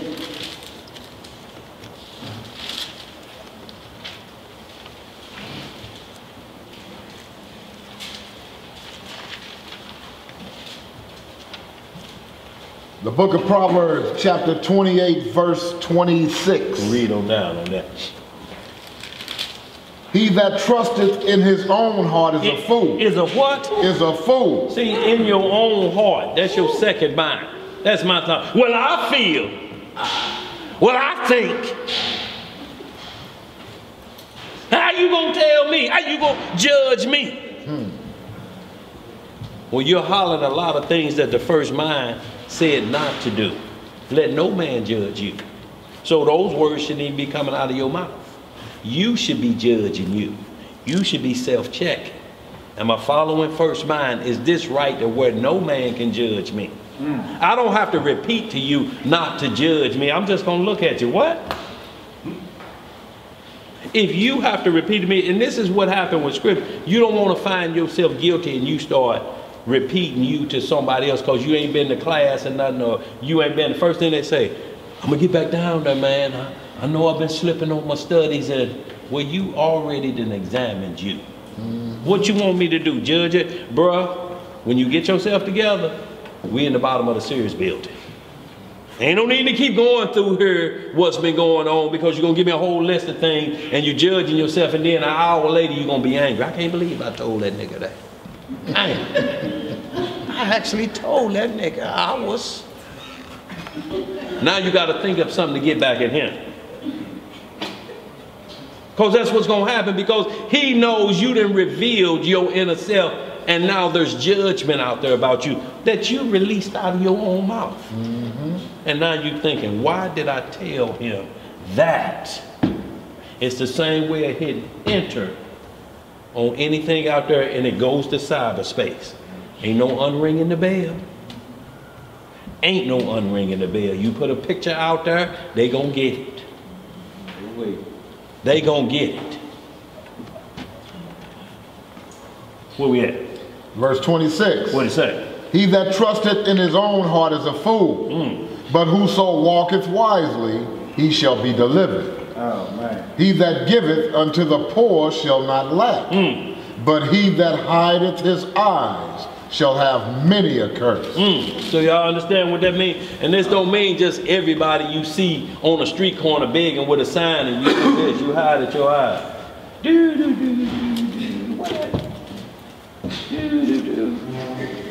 They'll come up and knock on your window. Yeah, so it don't mean that, because there's a lot of hustle game out there. But when you hide your eyes from the poor, meaning that the fact that if you have to look away from somebody versus give them, just look at it and just let them know I ain't got nothing today. You don't have to say it. You can just look at them and go on about your business. You understand in his plight, but at least you getting a good look at them. But if you turn away and turn your eyes from the poor, you don't know. And then you turn to the poor left here so we don't forget how to give. But hustles are out here. And like I say, the gas station hustle is the biggest one. Run a car out of gas and put it right there and stand there with a gas can. Bro, I need $2 trying to get over here. And next week, the car is run out of gas in the same spot. And you got that same gas can. It's like, bruh, some insanity going on here. What route you taking? You keep running out of gas right here. Or you going too far around, man, maybe we can cut you through the park or something, you get home safe. This way ain't getting it. What you got back there, G? If your heart tells you to give it to him and you think no second thoughts, do it. If your heart tells you no second thought, give it to him. So it's not that it ain't just saying just give to any report. If you look at somebody that's struggling, you know, if you was out there with a sign and they hand you $1, no, you a heathen. I don't take money from heathen. And your belly grows. Yeah, break them off. I don't take money from heathen. And then your brother pull up, nigga, get a job. And they pull off your own people.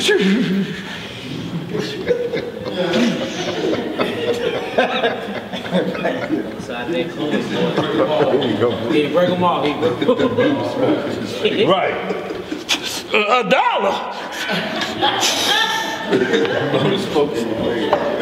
Nigga, get a job.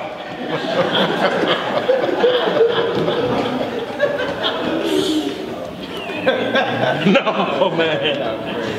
Yo, we have to use wise judgment on yourself. Once you get yourself out there, if that is, color is off limit. If you see somebody out there, color is off limit at this point. Because you're talking about a life that has the same blood that came through Adam. That came through Isaac. So this blood came through there, you know. And that blood is going to be back maybe a servant of yours in the kingdom. You don't know what you're stacking up for. That dollar may turn in treasures for 1,000 years by this servant. Not telling you just every time you see somebody dough in your pocket, but examine the situation, and if you feel that way, have no second regrets, no second thought. Don't let the second mind come back in and say you shouldn't have gave him nothing. He probably gonna go buy some liquor with that. Keep driving if you feel like that. That's the second mind telling you that. If he go do something that he other than that sign say, then he gonna heap coals upon his own head. But don't be a flunky for the sign. That's all I'm saying. Understand the situation, because we gonna have poor. Here we'll be poor overnight. Every one of us is tomorrow to say the mark of the beast is here. Everybody report to the post office for your registration. What you gonna do? Everybody poor at that point. Exactly. What you gonna do? Oh, man, Mike Jordan in that line? no, yeah, he's getting chipped. That's what I'm saying, but he's in there. They already got it. In that line, you're talking about $1 billion. But y'all, a $200 check from the welfare office is going to be turmoil on us. If it's gone, we know how to work $200 to make it last for 30 days. If that's gone, it's gone. You got to go back onto your old game, or you got to live spiritually, because the devil coming, you ain't ate, just like he did the Messiah. No, you ain't ate. No, you ain't ate. What you want? Bam! Rally's 2-pack. Bam! Mark of the beast. Just sign here. Worst kind of food, rallies. Yeah. They ain't offering steak and lamb. They offering you dog food. Matrix food.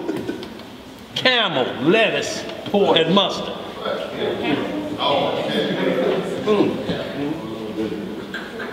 Where you gonna sign? Right here or right here? Where you gonna sign? Y'all, those days are coming, y'all. We got to get prepared for them. Was that the last script, y'all? We got verse 28. What'd it say? When the wicked rise, Right. men hide themselves.